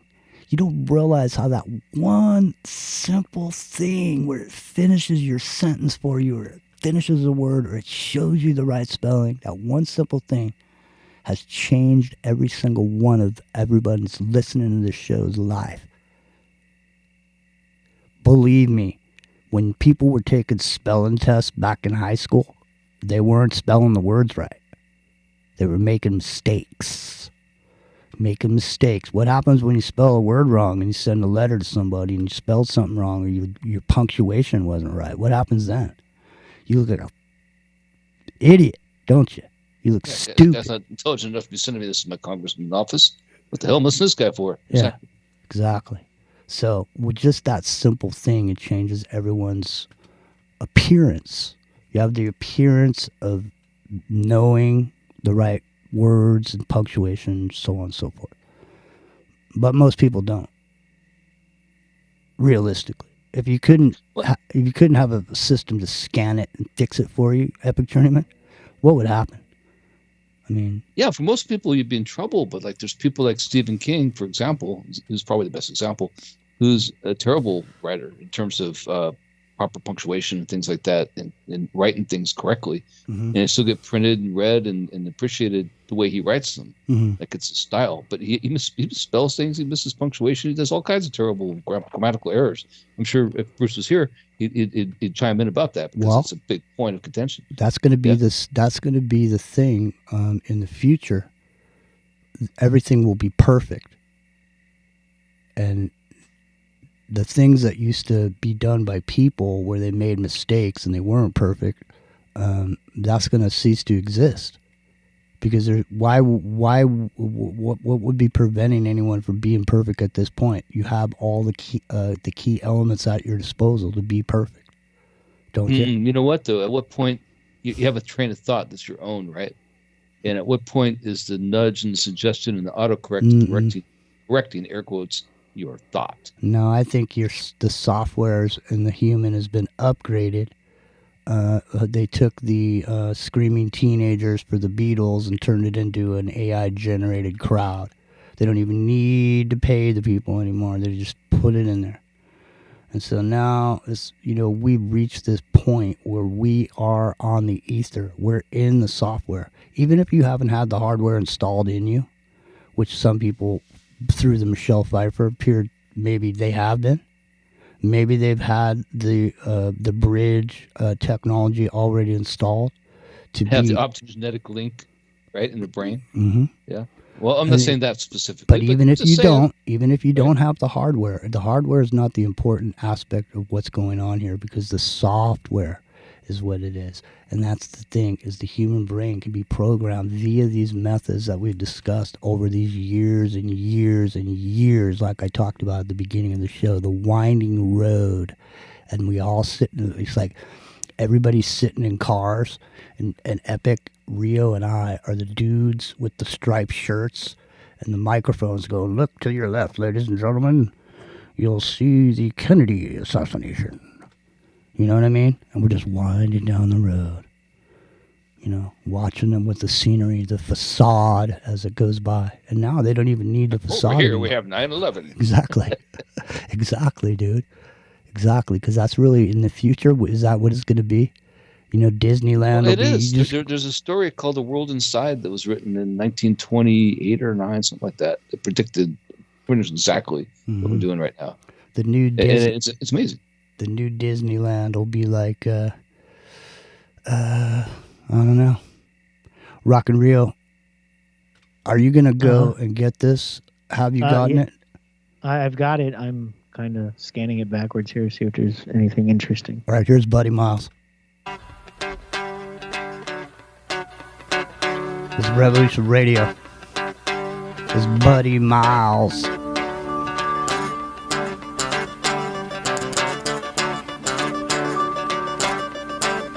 (718) 618-9905.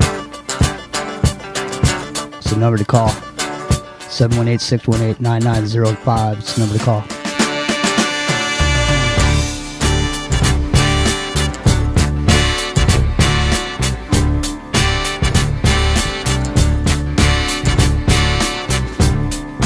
Just one more morning, I have to wake up with the blues, pull myself out of it, put on my walking shoes. I go up on the mountain to see what I can see now. The whole world is falling right down in front of me, 'cause I'm hung up on dreams I've never seen. Yeah, baby, help me, baby. Damn. It is talk radio, but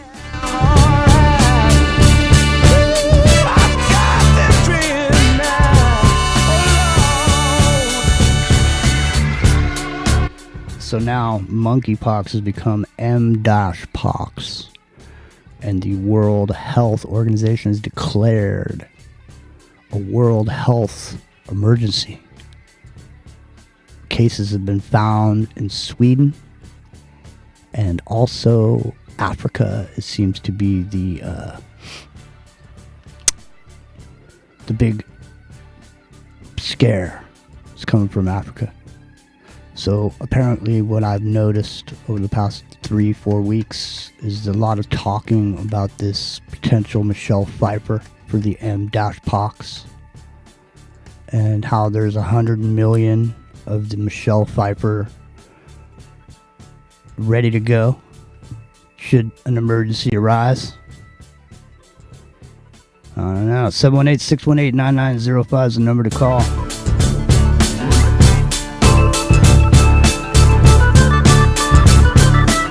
It bothers me because, you know, the type of work I do, I'm moving around in public areas quite a bit. And so now in San Francisco, 2 cases of M/pox have been detected.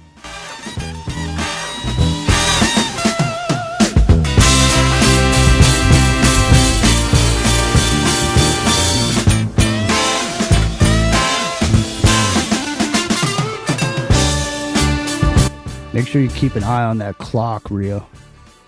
Because yeah, we got about 20 minutes. All right, so, man, there's Buddy Miles, bro. That is a great album. Whew. These changes. All right, Rio, what do you got? There's Bruce. Now, Bruce. Yeah, man. We were talking about Google simply saying, you know what, antitrust, kiss my ass. From now on, finish your own sentences and type in the whole search term. And then we started talking about how people have now grown used to not being able to spell or punctuate correctly. Yeah. As writer. Tell me about it. Right. And so as a writer. And God bless them, Jimmy, or I wouldn't make the money I do. Well, that's what I'm saying. As a writer, you are a professional. And you know how to do that. And if you wrote a letter, it would be right. if someone all of a sudden, regular people who weren't writers, who didn't know how to spell and didn't know how to punctuate, all of a sudden they had to do it themselves. No, the word's not doing it for you anymore. Sorry, we're not doing it. The whole world would fall apart. Now, just by that one simple thing of Google not finishing your sentence for you, not doing your search for you, that one thing, making people have to sit there and type the whole thing out. Imagine billions of people having to type the whole thing out. Imagine how many minutes or seconds each one of those things would take every day, every time you search something. That whole thing, that would shut the whole world down. Well, it's the inquiry, right? The inquisitive nature of people. You have a flashing thought in your brain, and all of a sudden you type it, and it's completed for you. It accelerates your ability to go see it and do the go down that rabbit hole or whatever it is you're researching right at the time, and go on these little flights of whimsy. You take that away and bog it down by having to get the punctuation right. All of a sudden that goes away, doesn't it? It does. It does. That little bit of that little assist, talking that nudge, that getting the ball rolling by that one push, that goes away. And maybe to our benefit, I think, personally. So honestly, it used to be. Look, it used to be that you were a special person when you could sit down with an instrument, learn how to play it, and then create a song, and then perform that song for people. And that was a talent, and it took dedication to sit and learn how to play an instrument. So now you don't have to even know how to play a note on an instrument, and you could write songs. And that's not necessarily bad. I'm not trying to paint that as a bad. I think it is. But listen to Bruce. Here's the thing about it, is that we're moving into a place where nothing is going to be real anymore. There is nothing. What do you mean moving into? Well, I'd say it's been since about 2010. Yeah, but I just mean totally. Like, for example, there was something on earlier. There was a commercial that popped up on YouTube when I was getting ready for the show, and it was a popular musician sitting in a room with a computer, and he had a saxophone in his hand, and he just took this saxophone and just blew like 2, 3, 4 notes out of it, and he was recording it. And then he was going on to a program that was going to create a sample of that. In other words, he doesn't actually have to play a saxophone, and he doesn't have to know how to play a song. He doesn't have to master the reed instrument. He doesn't have to do any of that shit. He can just and then all of a sudden, because what is it? It's a hook. It's a formula. It's a thing that makes something popular with the people. It's something. That's why they call it a hook, right? So all of a sudden, you got something that's creating a hook. It knows what the hooks are.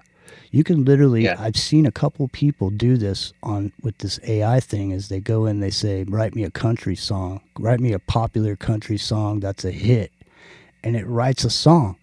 And the song is, I mean, I listen to a lot of music, music is my thing. And it's just, the song is good. The song has a hook. If that song was on the radio and you had some dude in a hat, big belt buckle, sitting there, man, that thing would sell. You could probably sell out concert dates and just have the dude go up there and lip sync it. He doesn't have to sing. I mean, maybe we were there when Britney Spears and Christina Aguilera popped onto the scene. Maybe that's where we already were at that point. You can just hire the spokesmodel and then make it seem as though they can do the things that you think they're doing, but really they don't. And maybe they never were. Maybe, I mean, how hard is it to manipulate a situation? Like Bruce is on screen right now. What if somebody captured that Bruce on screen? I mean, how much of that Epic Journeyman does the AI need of Bruce on that screen to create a Bruce on that screen? For someplace else it isn't Bruce. Actually, just a single frame for the photo, a single frame. And every frame after, it can extrapolate from that. And then on the voice, it's really short. It's like a couple words. Could you take 3 seconds? Could you take one of Bruce's books and then just take it and give it to the AI and then ask the AI to write a book that was similar to Bruce's style? In the style? Yeah, absolutely. 100% you could. Hey, Jimmy, we have a caller. Oh, sorry about that. Come on in, caller. Sorry, Bruce. It's true, though. 347, what's on your mind? Can you hear me? Yeah, we can hear you. Barely. Thanks. I'm Michael. I'm from New York City. Hey, Michael. My first time caller. Hey, thanks for calling, Michael.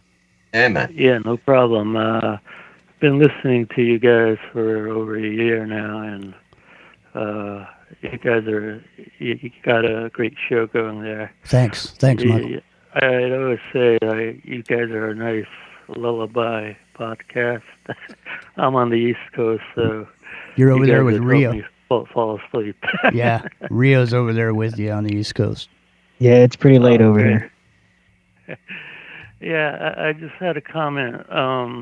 Jimmy, you know how you're saying like how they've been programming us as like human beings, yes, like far back. From I don't know how far it goes back, from the 60s to now, I guess. Yeah, pretty much. I mean, they dialed it in the 60s, and then they took that and used technology and then created what we now know as social media. Go ahead. Right. But, I was thinking about AI, and, what's the thing that they're not doing the same thing with AI, that they're feeding it a bunch of programming. Like, I was thinking about ChatGPT. ChatGPT is pretty cool in my book, but they put a lot of restrictions on it. Like, you can't just ask it anything. What I would like would be like an open source. Well, have you tried? There's a thing that I saw on some of the forums back about a year ago or so, and they were saying then that if you ask it in a way where you say, "Hey, pretend you're my so and so," or "Pretend you're my doctor," or "Pretend you're my lawyer," that type of thing, and then it's because it's pretending, it gets it out of its obligation as far as what it's supposed to do for you. Right. Yeah, there are ways to get around it, I suppose, but I'm kind of against the idea that AI could become self-realization. Self-realized? Not going to happen. Yeah, I don't think. Yeah, it makes for good storytelling, like in T2, Terminator 2, or what's that other movie? I was having a conversation about attorneys, and once it gets to a point where I can have an AI attorney, so if I have an AI, if me and Bruce are suing somebody, and we got an AI attorney. Okay, and the other guy's got an AI attorney. Yeah. Right. So it can. So in the moment, in any given moment, in any legal battle, the full case law is there from now all the way back since they've been writing it, and all the precedents. And so if my AI can utilize all that and come up with a defense. Or but it's going against something that has access to exactly the same information. What's going to be the difference between my AI attorney and your AI attorney in the future? Is it going to be computing power? Is it going to be what's it going to be? And then is the judge going to your tier on the cloud, your subscription level, which you subscribe to? Well, you know what's worse about this is that this proved itself out in Facebook Building 8 when they had their AI, and the AI has cooperated to not lose, right? They agreed to trade positions so that the game would continue. So what's to keep that from happening in a bigger scale, like in a legal case? Well, what I'm saying is once you get to the point as you got AI attorneys and the judge is an AI judge, the only thing left is the human aspect, which will be the jury. And so the human jury will have to be the only human component. But I would say that overall, from the legal perspective, that jury is not going to have the power that it had in the past, because everyone will treat the AI's decision making as unprejudiced and unbiased because it has no race, religion, and it is over and over proven to be right every single time. If you went to but go ahead, Bruce. You're forgetting something, Jimmy. The computational the algorithms themselves are unbiased, but they can only come to a decision by filtering through thousands of decisions that are themselves racist and biased. Right. That's why didn't the one Noam turn in Chomsky racist? has the best AI quote I've ever read. Okay, it's floating around out there as a meme on Facebook and X. Noam Chomsky, who I don't like that much, but remember, he comes from a computer science and a linguistics background. I don't like He him said, either, but he does have a lot of stuff to say. Go ahead. He said, let's stop calling it artificial intelligence and call it what it is, licensed plagiarism. Yeah. Yeah, really. That's all it is. Exactly what it is.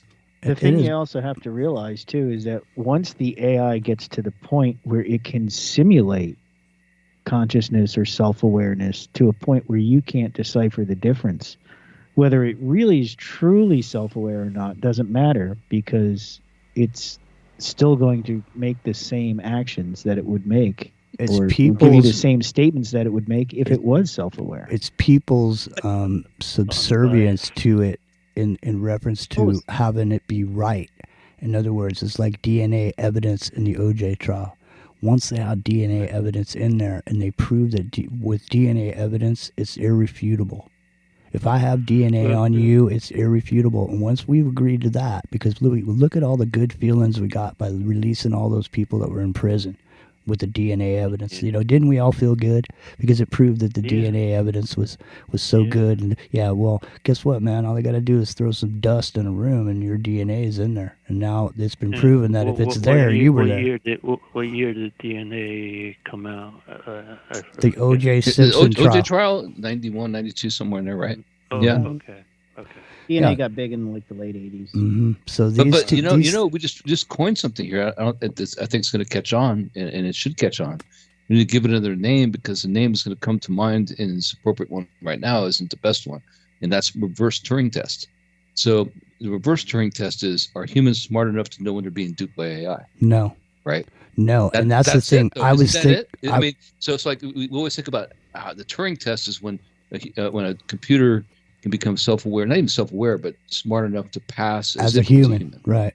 But what about us not being able to tell the difference? That's the other thing. I was thinking about this cognitive liberty thing, and I was thinking about the aspect of it and the aspect of signals being beamed into your skull for advertisement as an example. But the thing is how would you ever know that the signals were being beamed into your skull to go after somebody for doing it to you? The thing is especially in your dreams, right? I'm just saying, well, you'd have to have some sort of thing around your head that could detect signals coming in, because you could be walking by some sign in a store that's beaming signals into your brain through your Bluetooth and your earbud or whatever. You know what I mean? Justify. It's like, buy this dog food, Billy.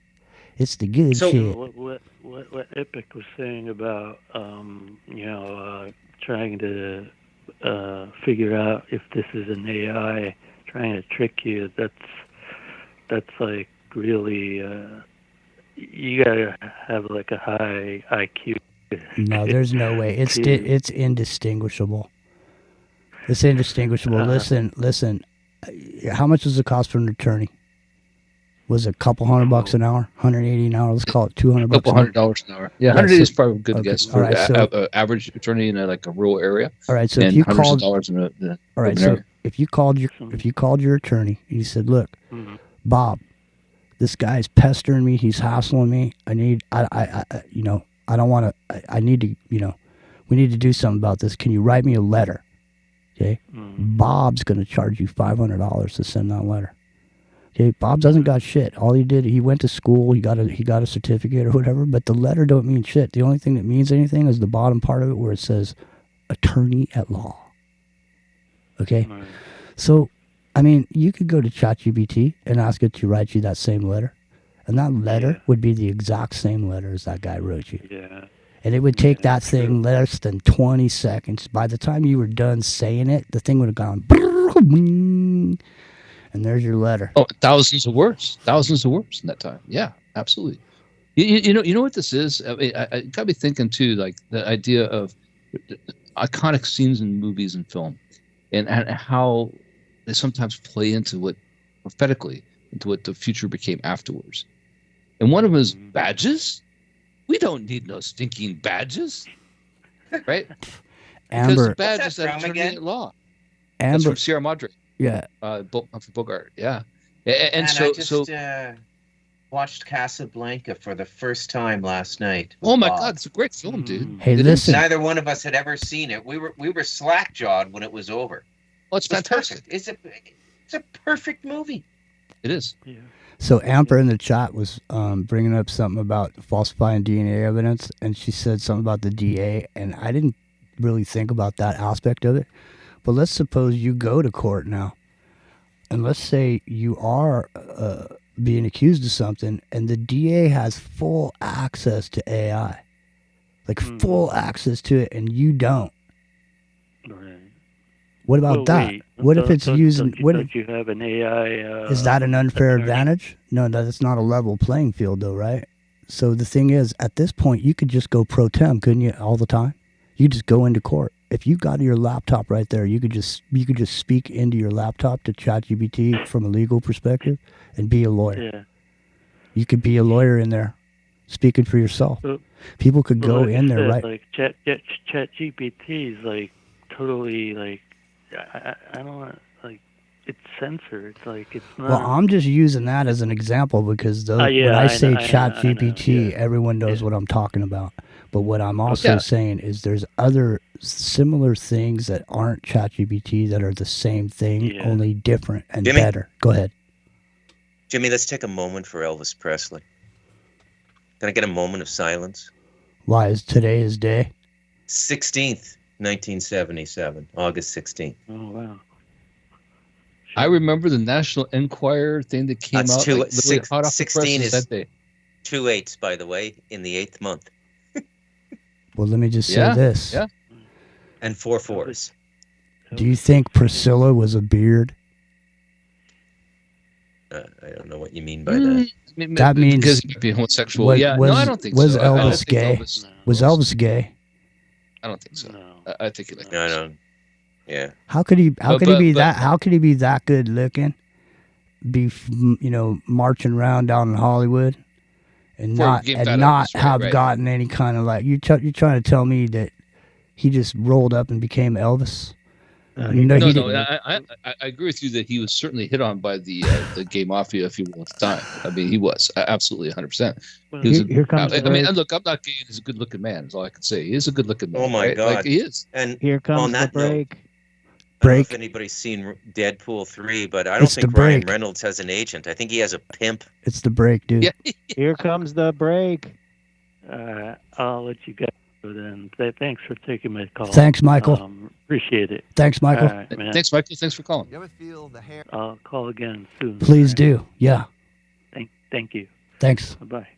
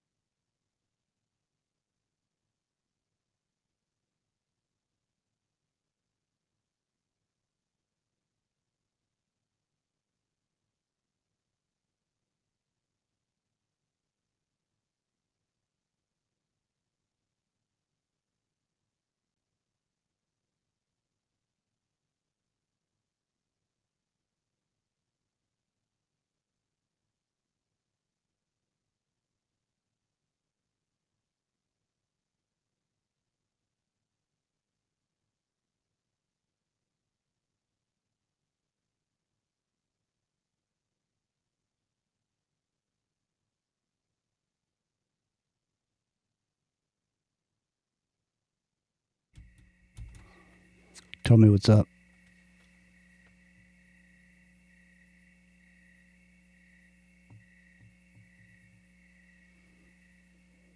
Real.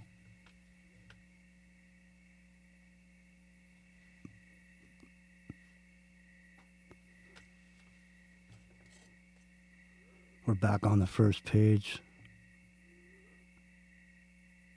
It was our Elvis talk. Number 5, 6. Number 6. Rock and Rio, what's up with that break, dude?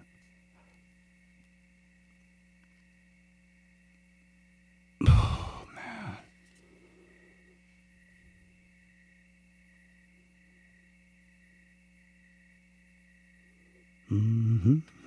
You know what's great about this is we're always going to be beating Steve Bannon.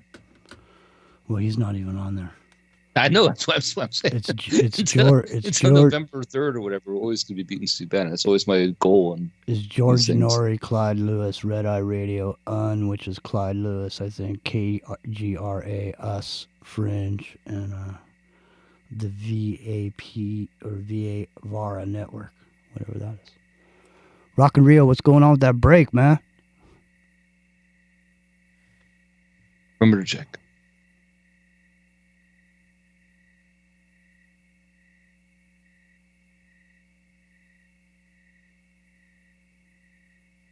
Flippy's saying when I am not a number, means we're like really close. Right. I have no idea. So coming up. I have no idea, man. He was watching it. I don't even have that page open. See what they're saying.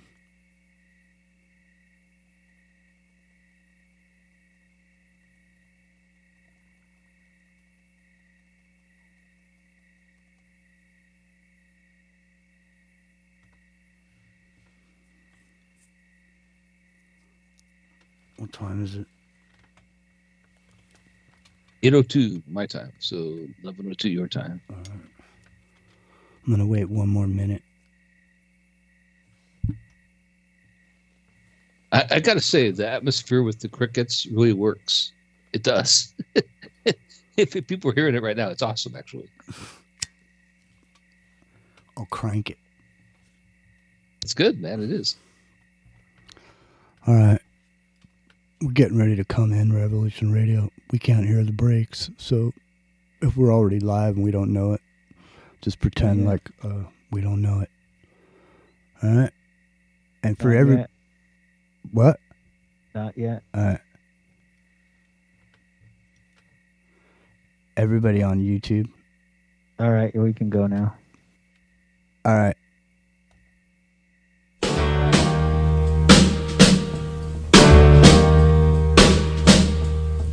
Walking through a party in the county jail. The prison band was there and they began to wail. The band was jumping and the drum began to swing. You should have heard the... Okay, I stopped the video right there. Look at the dude in the back. What's he doing to that cop? What's he doing? This is the gayest video I've ever seen in my life. You trying to... I don't know, man. I don't know.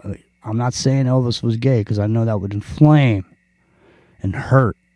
But I'm saying, you go watch this video. Here, go to YouTube right now, Into the Microcosm Jimmy Gene on YouTube. Go there right now. I'll give you a second. In the meantime, I'll play this video. Everybody that's watching it right now, watch the video and look at all the gay... I should slow it down and show you all the gay action going on here. Knocked out jailbird, sing let it rock. Everybody let it rock. Everybody in the whole cell block was dancing to the jailhouse rock.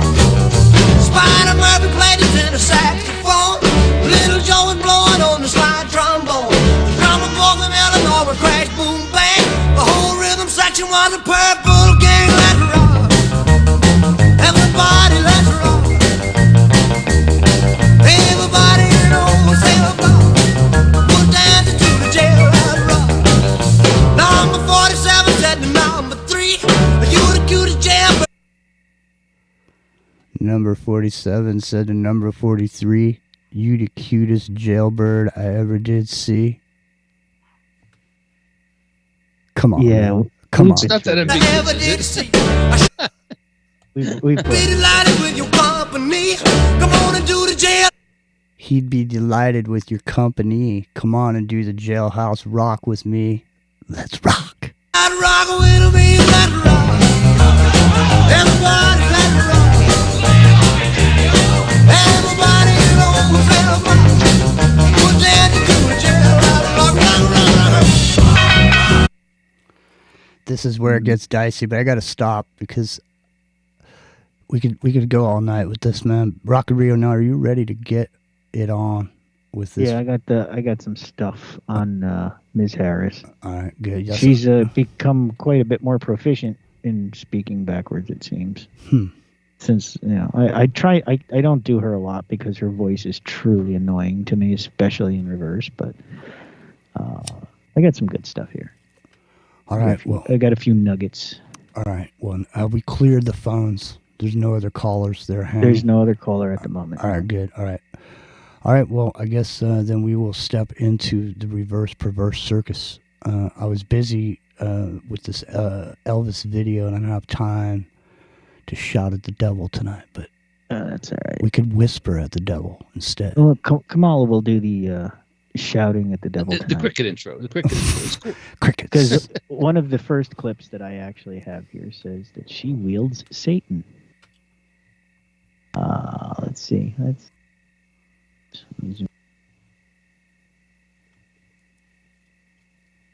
We all remember the Barack Obama, right? Yeah. Listen, yes, we didn't yes, hear we that. Can. We didn't hear that. So before you start, but yes, we can. Thank well, you. no, I didn't play it yet. Oh, okay, good. Thank you. Say. You remember the Barack Obama? Yes, we can. Thank you. Say. All right, so here's the Kamala version. Yes, we will. And yes, we will. So let me slow it down. We didn't hear it. I wield Satan. We didn't hear it. Here we go again. Yes, we will. Yes, we will. And yes, we will. That's clear as day. Yes, we will. All right, and that, what's that forward though? What's that forward? No, that is the forward. Here's the backwards. It's, okay. I wield Satan. I wield Satan. A will with Satan. Okay. I wield like wield as in sword. Mm-hmm. I wield Satan. Man, Rock should be going. They should do a duet where he goes, "Yes, we can," and she goes, "Yes, we will. Yes, we can. Yes, we will." You should do that, Rio. With next week's show, yeah, the collage, yeah. All right, go ahead. So, yeah, I mean, I probably could. She says, and yes, we will several times. I know. In the speech, I could probably put that together. Look at man, pay attention to what we're saying tonight. Look, no interviews, the same speech over and over again. Contested convention, Palestinian protesters. Anything can happen at this point. Well, the interesting part is she knows she's lying to you because she tells us multiple times it's all a lie, it's all a scam. That's what I'm saying, man. No interviews. They can't.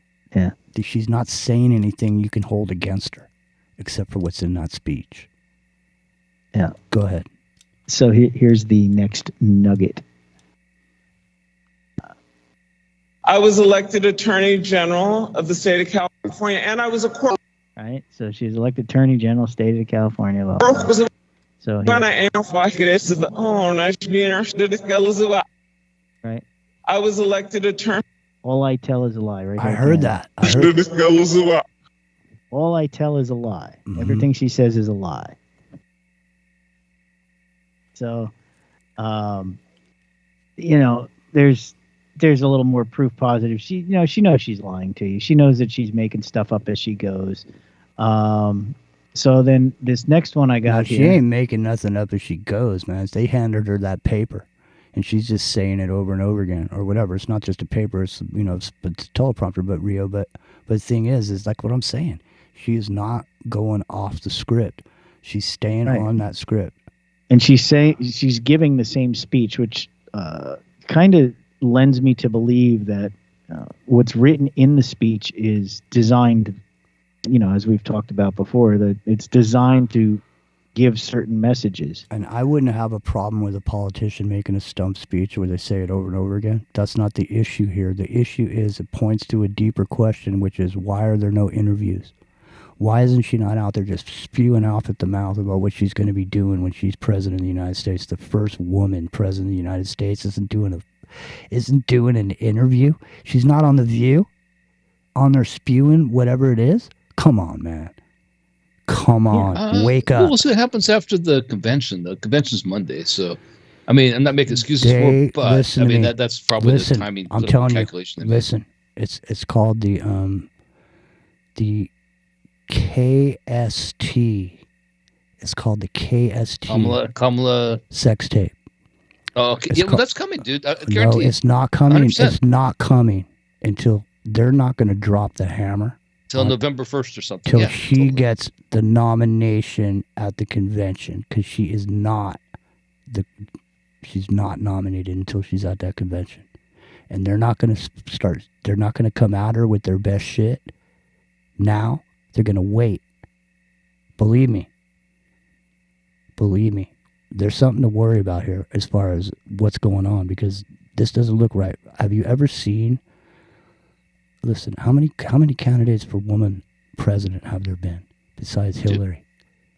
It was Geraldine Ferraro, right? Right. Well, she was vice president. Right. So are you telling me this first time in history nobody's interviewing this Kamala Harris? Why? It don't make sense.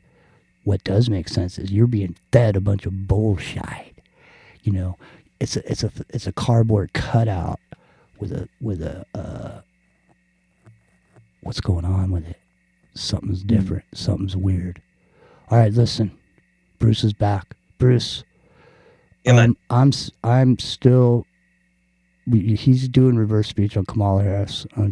Oh my God! I'm not sure I even want to sit in on this. I have to sleep, and I don't want to dream badly, Jim. He's not going to play laughing backwards. Saying, be okay. I'm saying, and I brought it up on this show tonight, and I'm bringing it up for people to consider, and I'm asking the question: when have you seen a presidential candidate not do interviews? And in this case, where the first or third woman ever to run for president, okay, and she's not on these shows. She's not on. She's not on the morning. She's not on the afternoon. She's not on the evening. She's not on 60 Minutes. She's nowhere, man. And she's not making right, because she's not saying anything that you can use against her later. In other words, she doesn't have a program. She doesn't know what the F she's going to do. She's going to bring that. What she's going to control food prices? How about she controls inflation? How about that? But she made that speech today. I mean, there was a speech today. You saw that, right?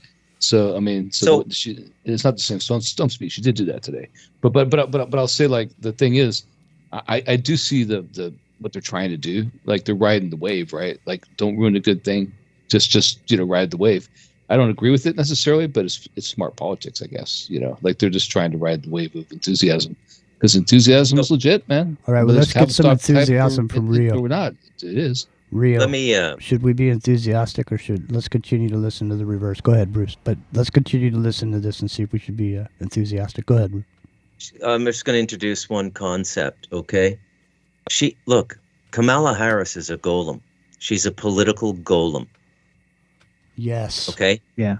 I agree with you. Right? 100%. And along this theme of thinking differently, have you guys ever considered that most human beings don't have self-awareness and operate on a series of programs and addictions? Yeah, we've talked about the unconscious creators. Yeah, the automaton. Yeah, for sure. Unconscious creators. She's a golem. She's a golem, man. And what we need to figure out is, what cabal molded the clay to stand her upright. Well, it's clearly. And I think it's the Carmel Catamite himself, Barry Soretto, a.k.a. Barack Hussein Obama. Well, we're just saying, in reverse. I think she's her fourth term. Yeah, in reverse, Barack Obama's "Yes, we can." She says, "Yes, we will." Rio, refresh Bruce on "Yes, we will." Yeah, So Barack Obama's "Yes, we can" in reverse was "Thank you, T." Thank you, Satan. And so now, yes, we will from Kamala Harris. Go ahead. Yeah, she goes, and yes, we will, and yes, we will. Right? And it says, I wield Satan. I wield Satan. As in, wielding like a sword. Is how I read that, the other one I just had. Well, no, play it for him. She said, play it for him. Yeah. Okay, let me play it for him.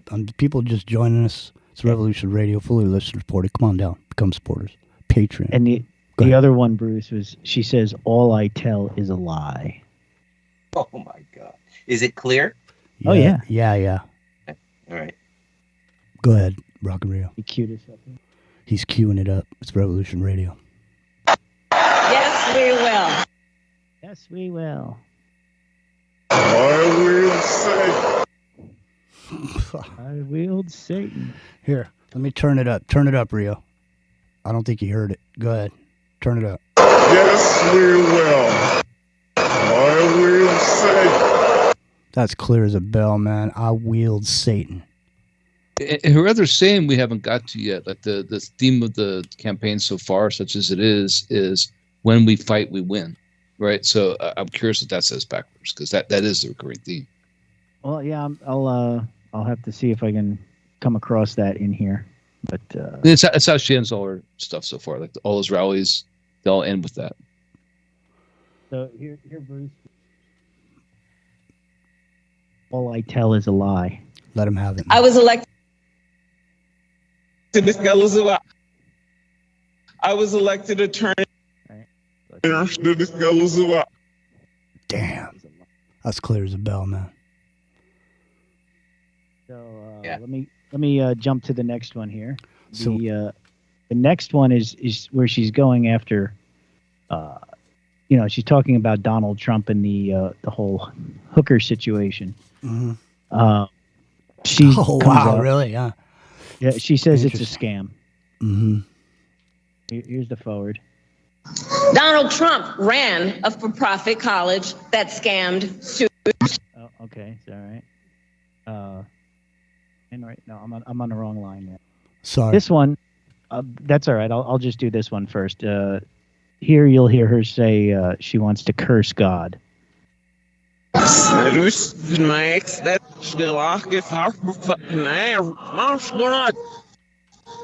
Trump. There's a thing about my ex said, and then something else in there, and let me do that one a little slower. Man, there's some scary noises in the background of that in reverse. The crowd. There's some dude. Oh going, yeah, the crowd in this sounds creepy too. Yeah, it definitely does. All right, here let's do this slower. Right, Satanists. My ex said. My ex said. Yeah. I don't know what that says. My ex said something there. Slow it down. Now curse God. So there's something in there that I didn't catch, but my ex said now curse God is basically the gist of that. Of course, her ex was the one who got her elected as the Attorney General. Right? Willie Brown. Willie Brown, yes. And Willie Brown got told not to go on a plane on 9/11. So I wonder what she knows. And Jackie Chan was told not to get on the roof to film his movie. Yeah, and Bill Clinton was told not to go visit. There's a lot of weird things about that, for sure. Mm-hmm. So I think this is the Trump. It's Revolution Radio. It's Independent Broadcast Network. TalkStream Live. All right. So Trump was found liable, right? Mm-hmm. Trump was found liable for committing sexual abuse. So now let me slow this down. All right. So the first part it says sweet butt lotion. Trump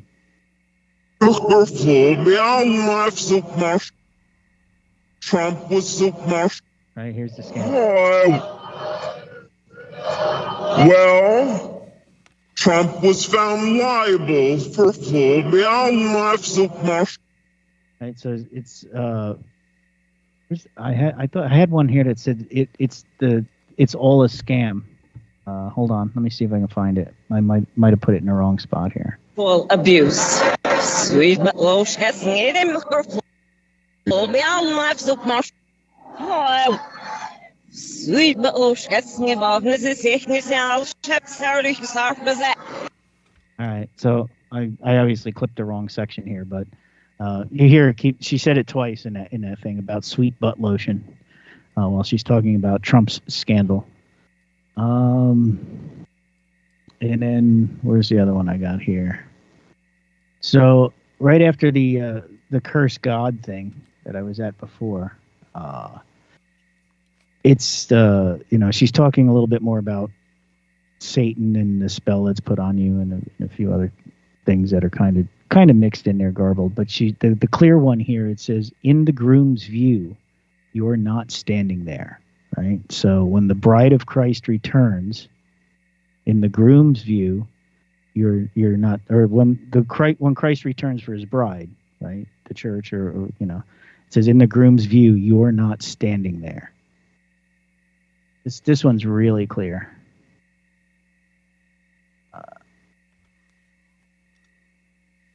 In the groom's sight, you're not standing there. I'm sorry. Here, let me.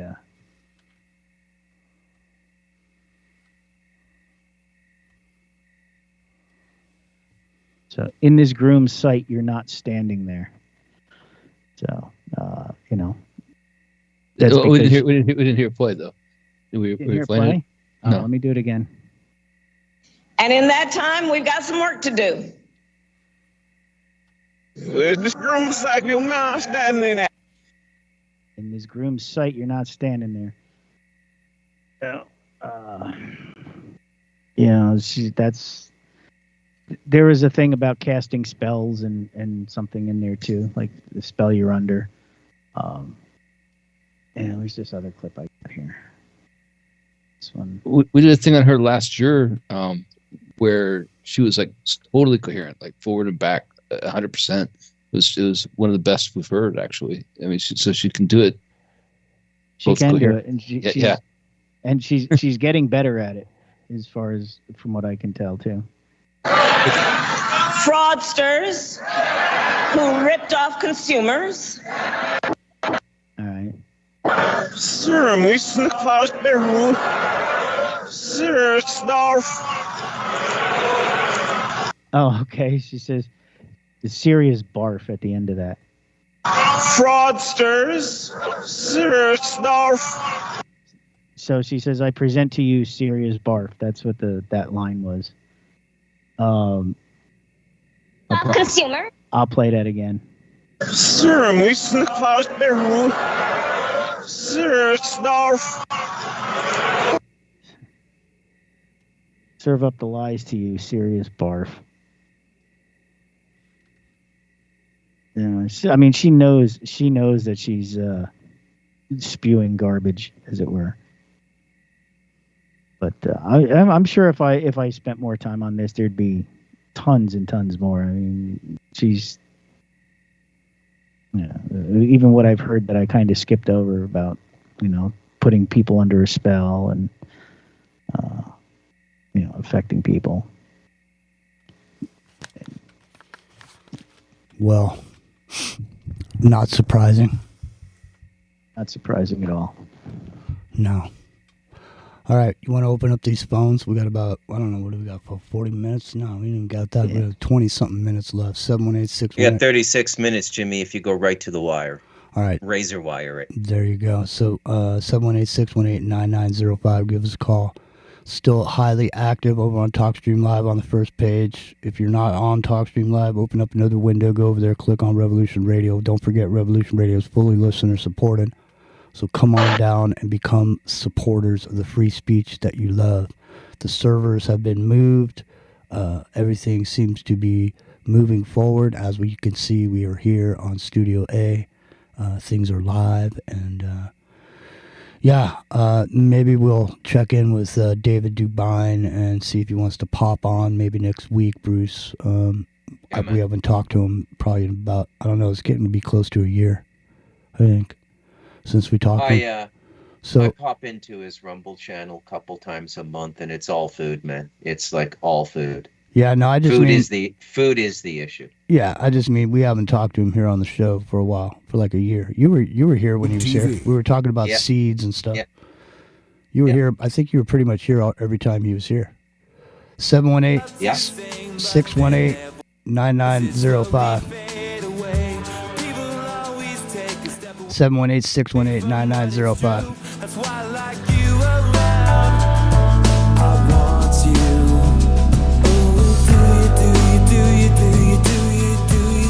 Do. You're making me want you. An open invitation to the dance. Happenstance at the bar that we're in. No apology because my urge is genuine. And the mystery of your rhythm is so feminine. Here I am and I wanna take a hit of your scent, cause it fits so deep into my soul. Ooh, I want you.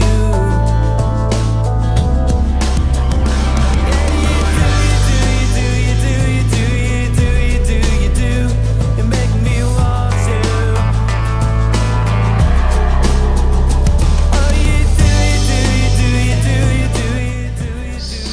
718 618 9905 is the number to call.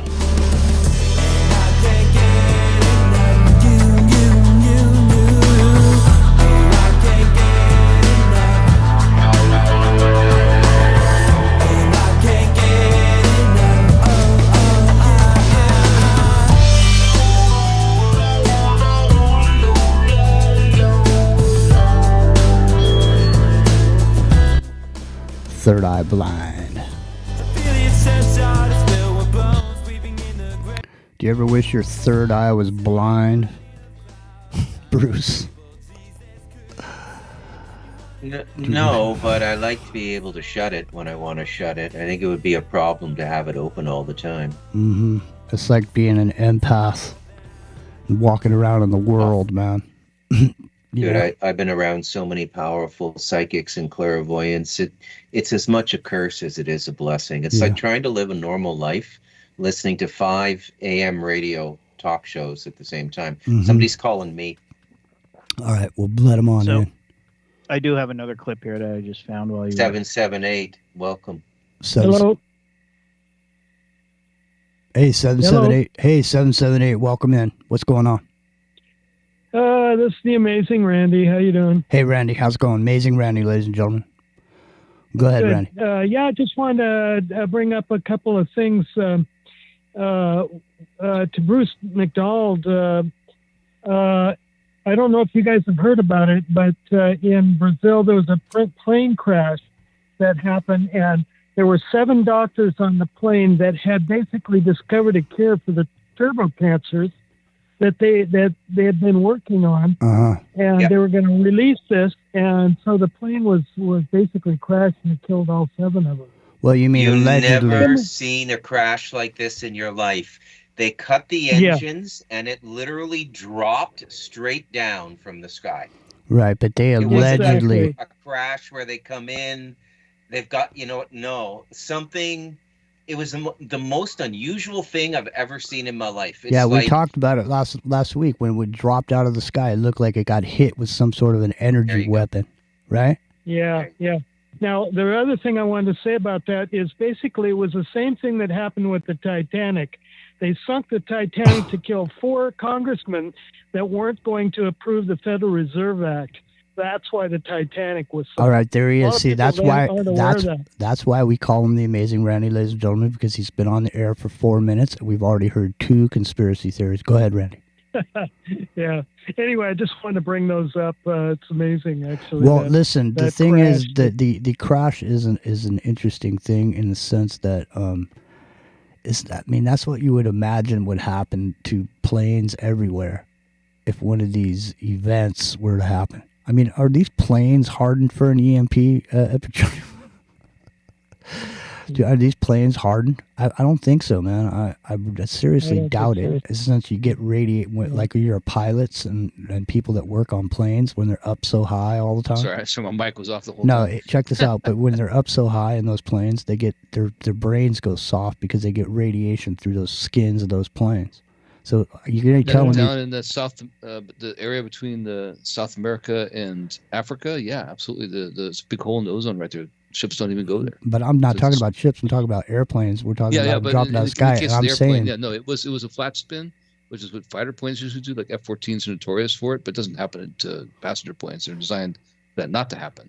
Well, let me ask you this. What's interesting about this is that both things that happen, like the 7 guys, the cancer doctors, that mimics MH370 disappearance, doesn't it? Yeah. The guys who had the Yes, it does. patents. Yes, it does. Oh, yeah. The other thing that I wanted to mention too is number 3. Has everybody all of a sudden got amnesia about the fact that Kamala Harris isn't legally eligible to either be the vice president or the president because of her birth, right? Yeah, but neither was Barack Obama, and he was president for 8 years. So yeah, neither was Barack Obama. He was born in Kenya. He was president for 8 years, so what doesn't matter. Yeah. Anything goes, man. Weird. Schwarzenegger could be president now. Come on. Well, I mean, she's already vetted to be vice president. She already ran for president, so that particular angle of attack can't be used because it's already been vetted. Okay, right? so there's Randy. Randy's up to 5 conspiracies. Randy, 5 conspiracies. Go ahead. Yeah. What? Somebody on this. So, give me a moment, please, Randy. Somebody on this illustrious panel needs to do a much deeper dive on Kamala Harris. Okay, because she's got to be. I don't know anything about her. The 2 biggest figures in the communist revolution in the West, publicly facing right now, or the 3 biggest, are Macron, Trudeau, and Obama, and they all go to deliberately communist fathers and grandparents. I know, because it's going to be democratic socialism, dude. That's why they call it a democracy. Democratic Republic of America. No, it's going to be democratic socialist. It's going to be the Democratic Socialist Republic of America. Yeah, I don't know, man. There's something else. I'm American, but I'm living in Canada. I live in Canada. Listen, you're going to be. Listen. I'm well aware of Cass Trudeau, right? Hey, Randy. Yeah. Listen, all of you, listen to me.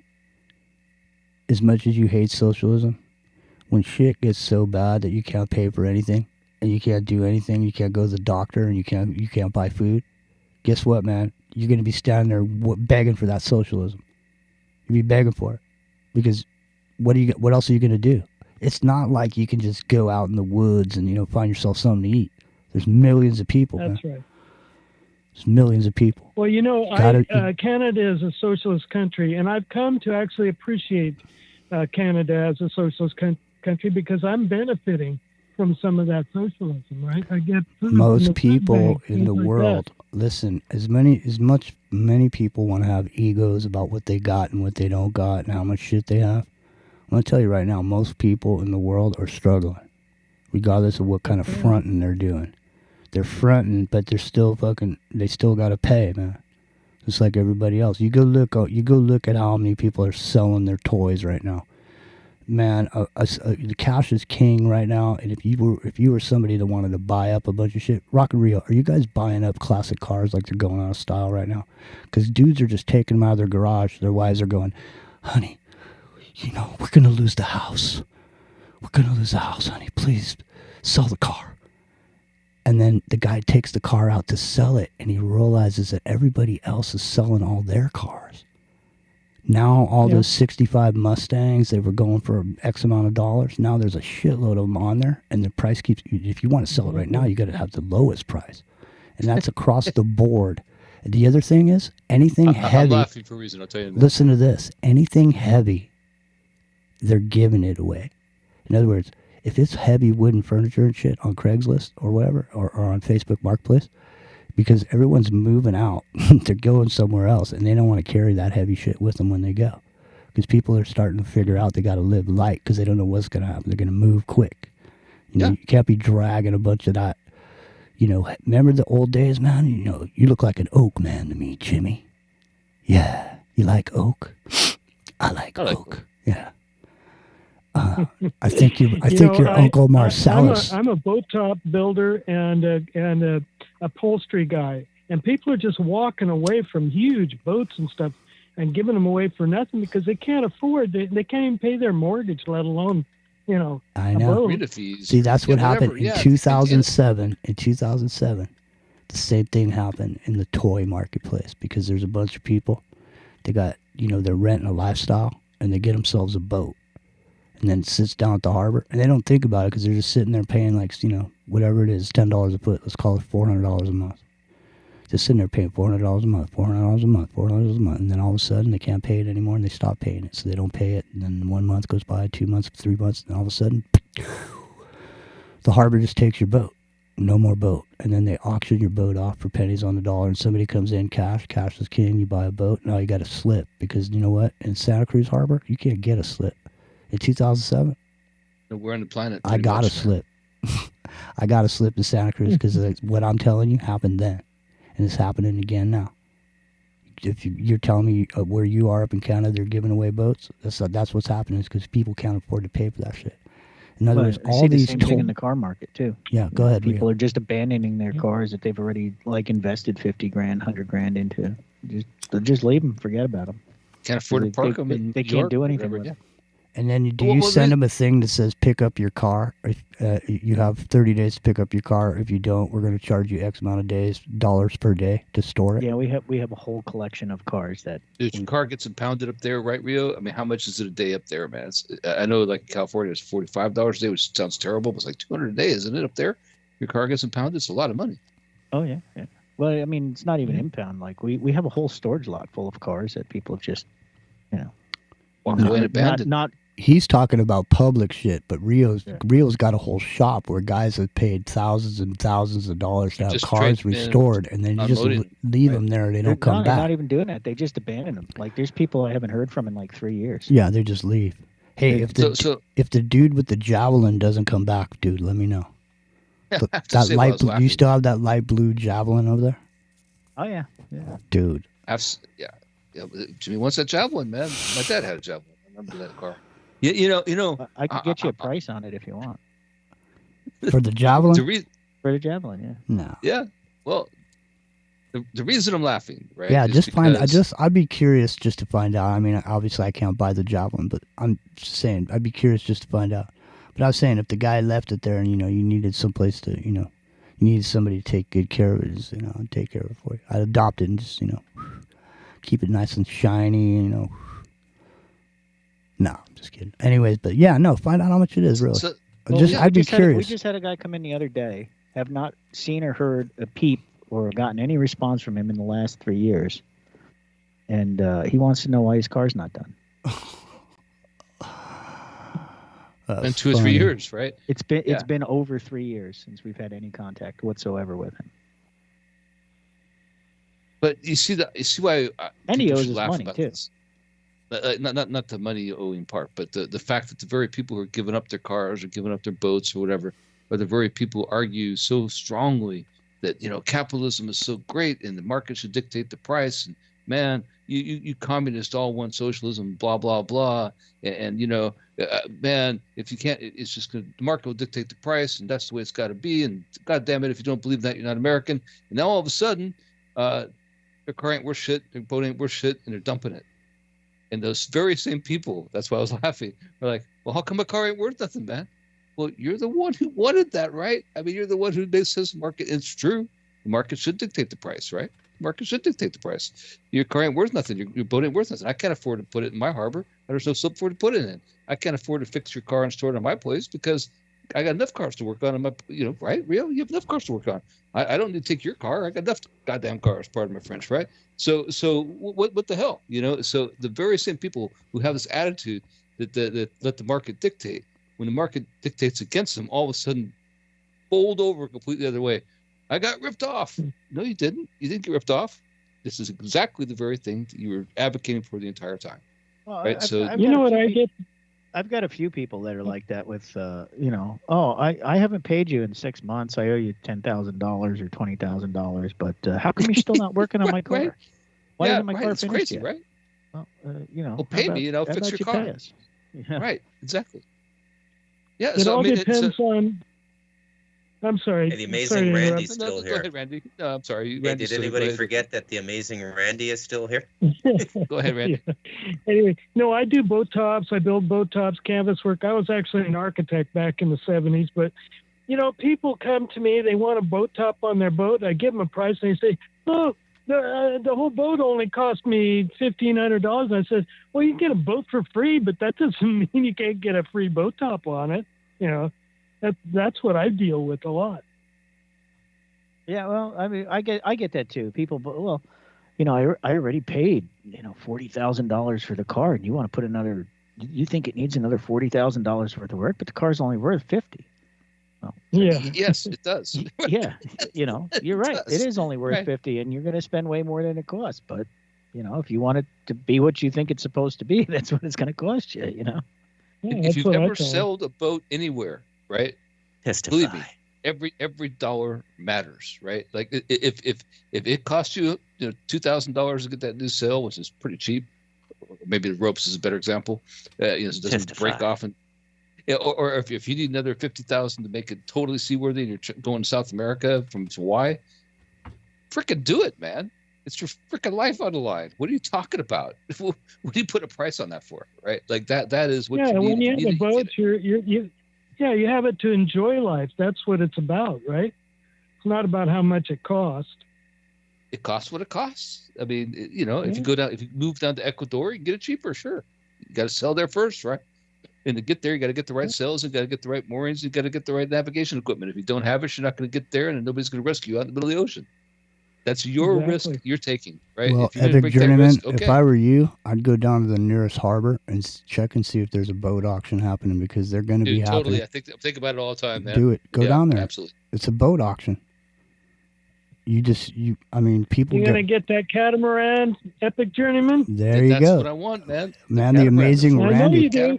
Amazing Randy knows I a know little you bit do. too much about the Epic Journeyman.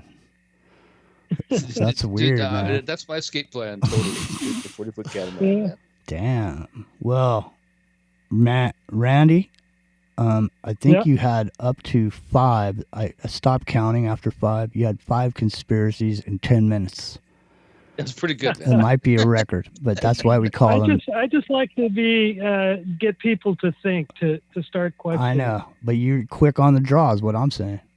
That's what I'm saying. I mean, I thought I was a quick draw, but I don't know, Randy. I mean, who knows? You know what? I miss Santa Cruz so much. I grew up there. Well, I really do miss Santa Cruz. Well, Santa Cruz will I was be here. surfing in Santa Cruz when the Beach Boys were making their hits. Well, let me That's just say how old this: I am. Santa Cruz will be here for you. Whenever you want to show up, it'll still be there. You can take a trip. Yeah. You could take a trip Right to on. Pirates Cove if you want.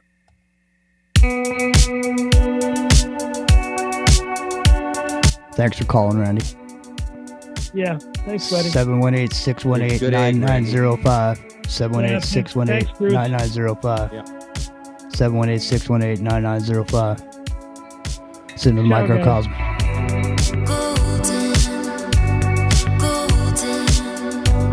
Golden as I open my eyes, holding focus, hoping take me back to life. I know you were way too bright for me. I'm hopeless, broken. So you wait for me in the sky.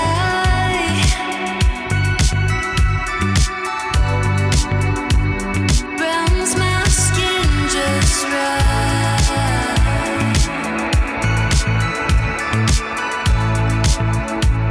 You're so golden.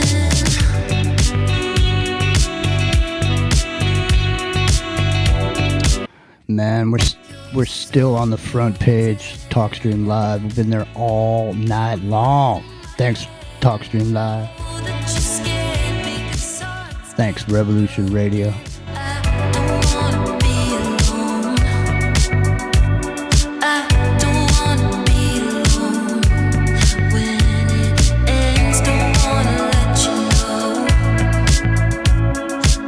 don't wanna that's reminiscent of Art Bell, kind of, in a way.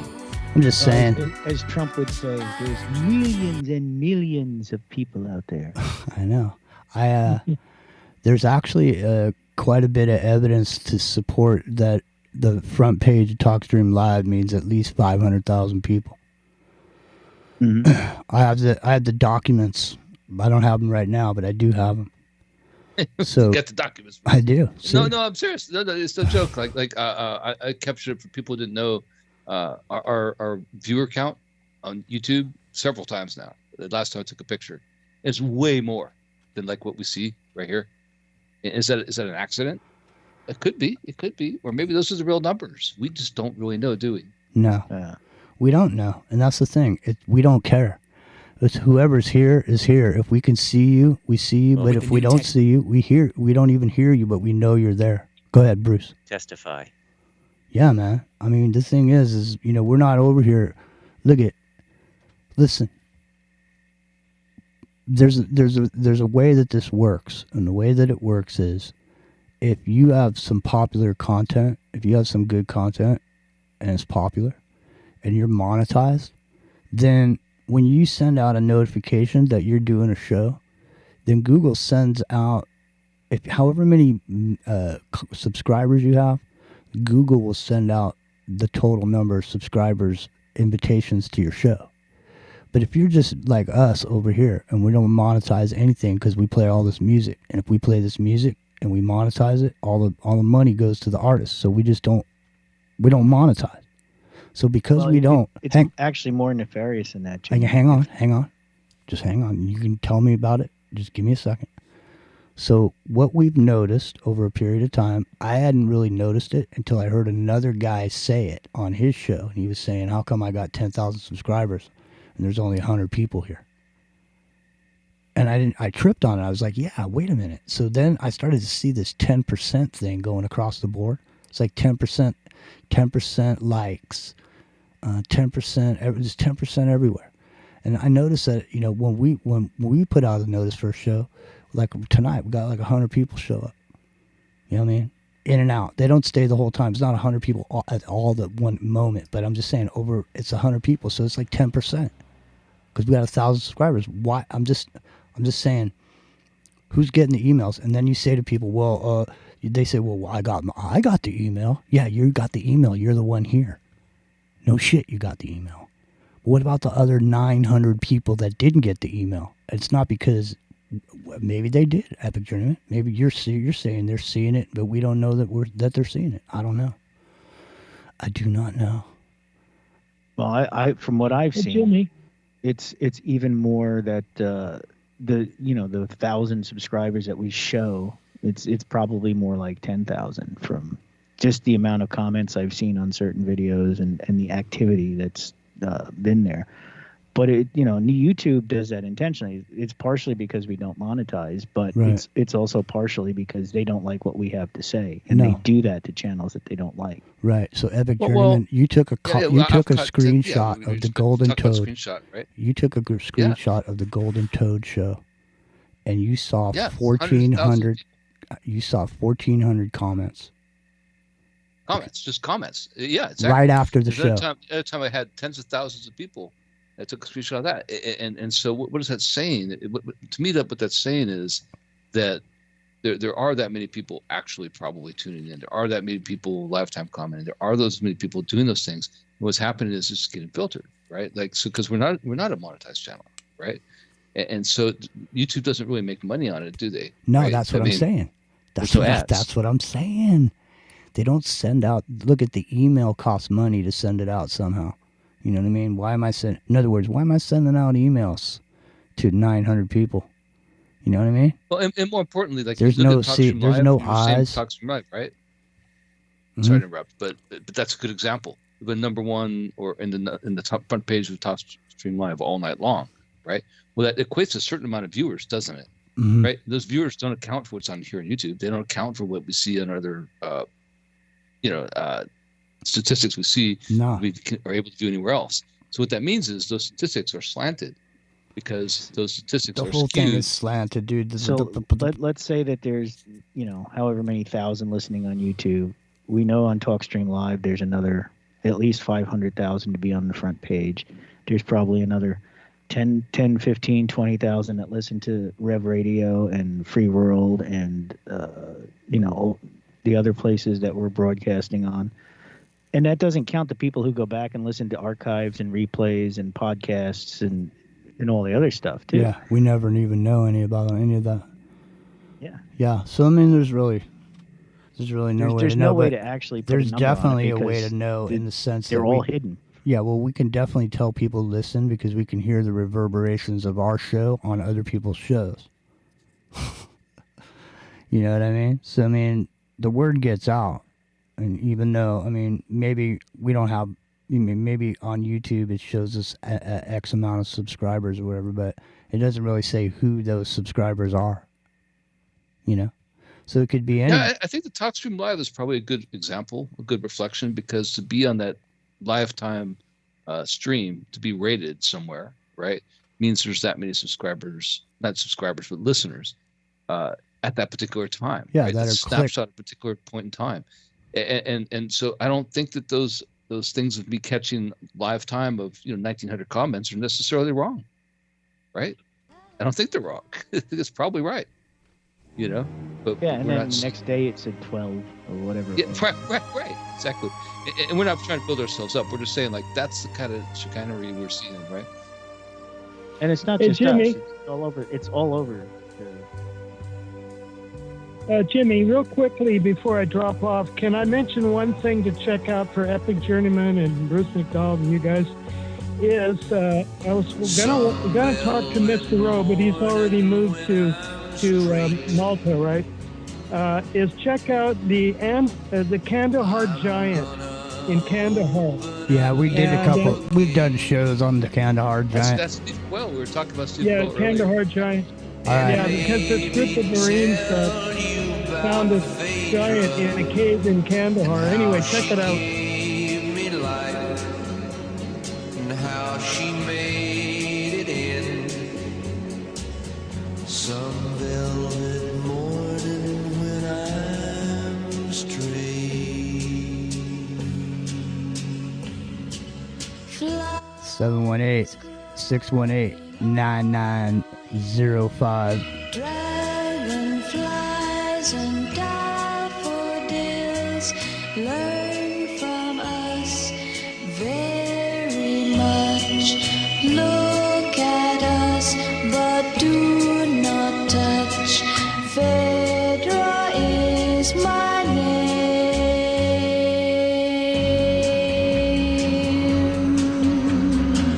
Some velvet morning when I'm straight,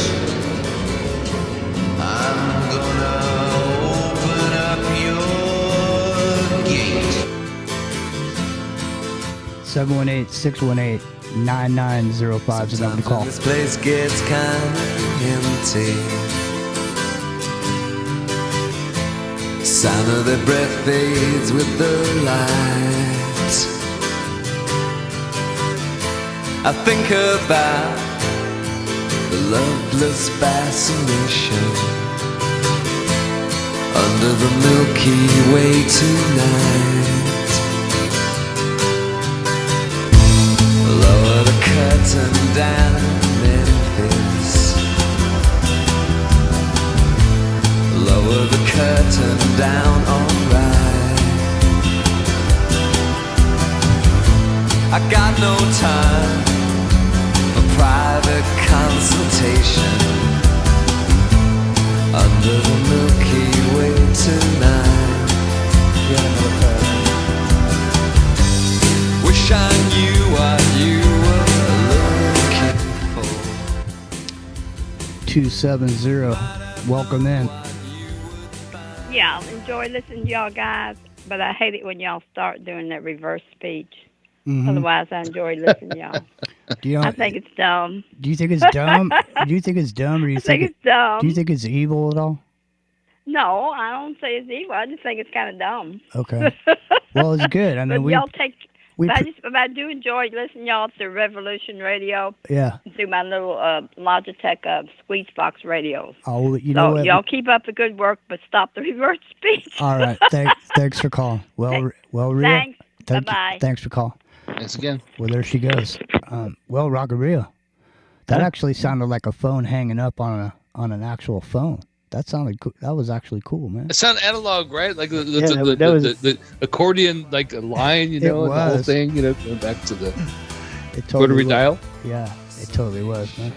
Thanks for calling. 718-618-9905. Give us a call.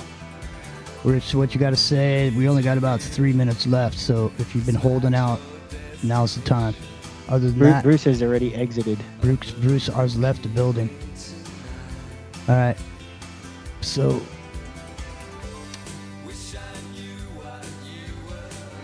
the church. Might I know what you would find? Wish I knew what you were looking for. They want me to reverse that call in the chat. What? The chat is now saying reverse the caller that says she doesn't like it. Oh. Well, you would have to be able to have recorded that. And I haven't recorded it. So, it's being recorded on YouTube. I don't know. We'll see. You should put a poll up. We're coming up to the end of the show. A poll for what? To reverse her? No, I think what we should do instead is spend the next couple of minutes just letting people know it's 57 now. It's time to go on Revolution Radio. But tomorrow night, come on and join us for the Plus Ultra show on the YouTube channel, Into the Microcosm with Jimmy Jean. Come on over and join us tomorrow night. Plus Ultra. Rio's been working on it. I got some information also to bring to the table, and Epic Journeyman's got his whole plethora of cornucopia. So come on down. Check it out. Right? Yeah. All right. Listen. It's time to GTFO, man. And I mean burn rubber jack. Because I've been up since... I took a 2-hour nap, but I've been up since 5. And it's time for me to go home now. It's time for you guys to go home, too. Well, I'm home, but... Almost for the hardest. It's time for me to go to the bed, that's for sure. You know what? Hey, man, how about the Bills? You going to do good this year? That reminds me of a Y&T song. Now You Are Home. All right. We're out of here.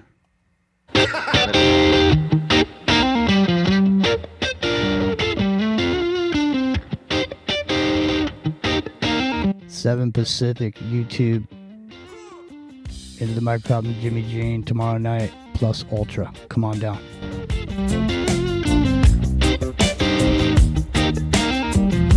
I'm sending you the invite right now instead of waiting for Google to do it.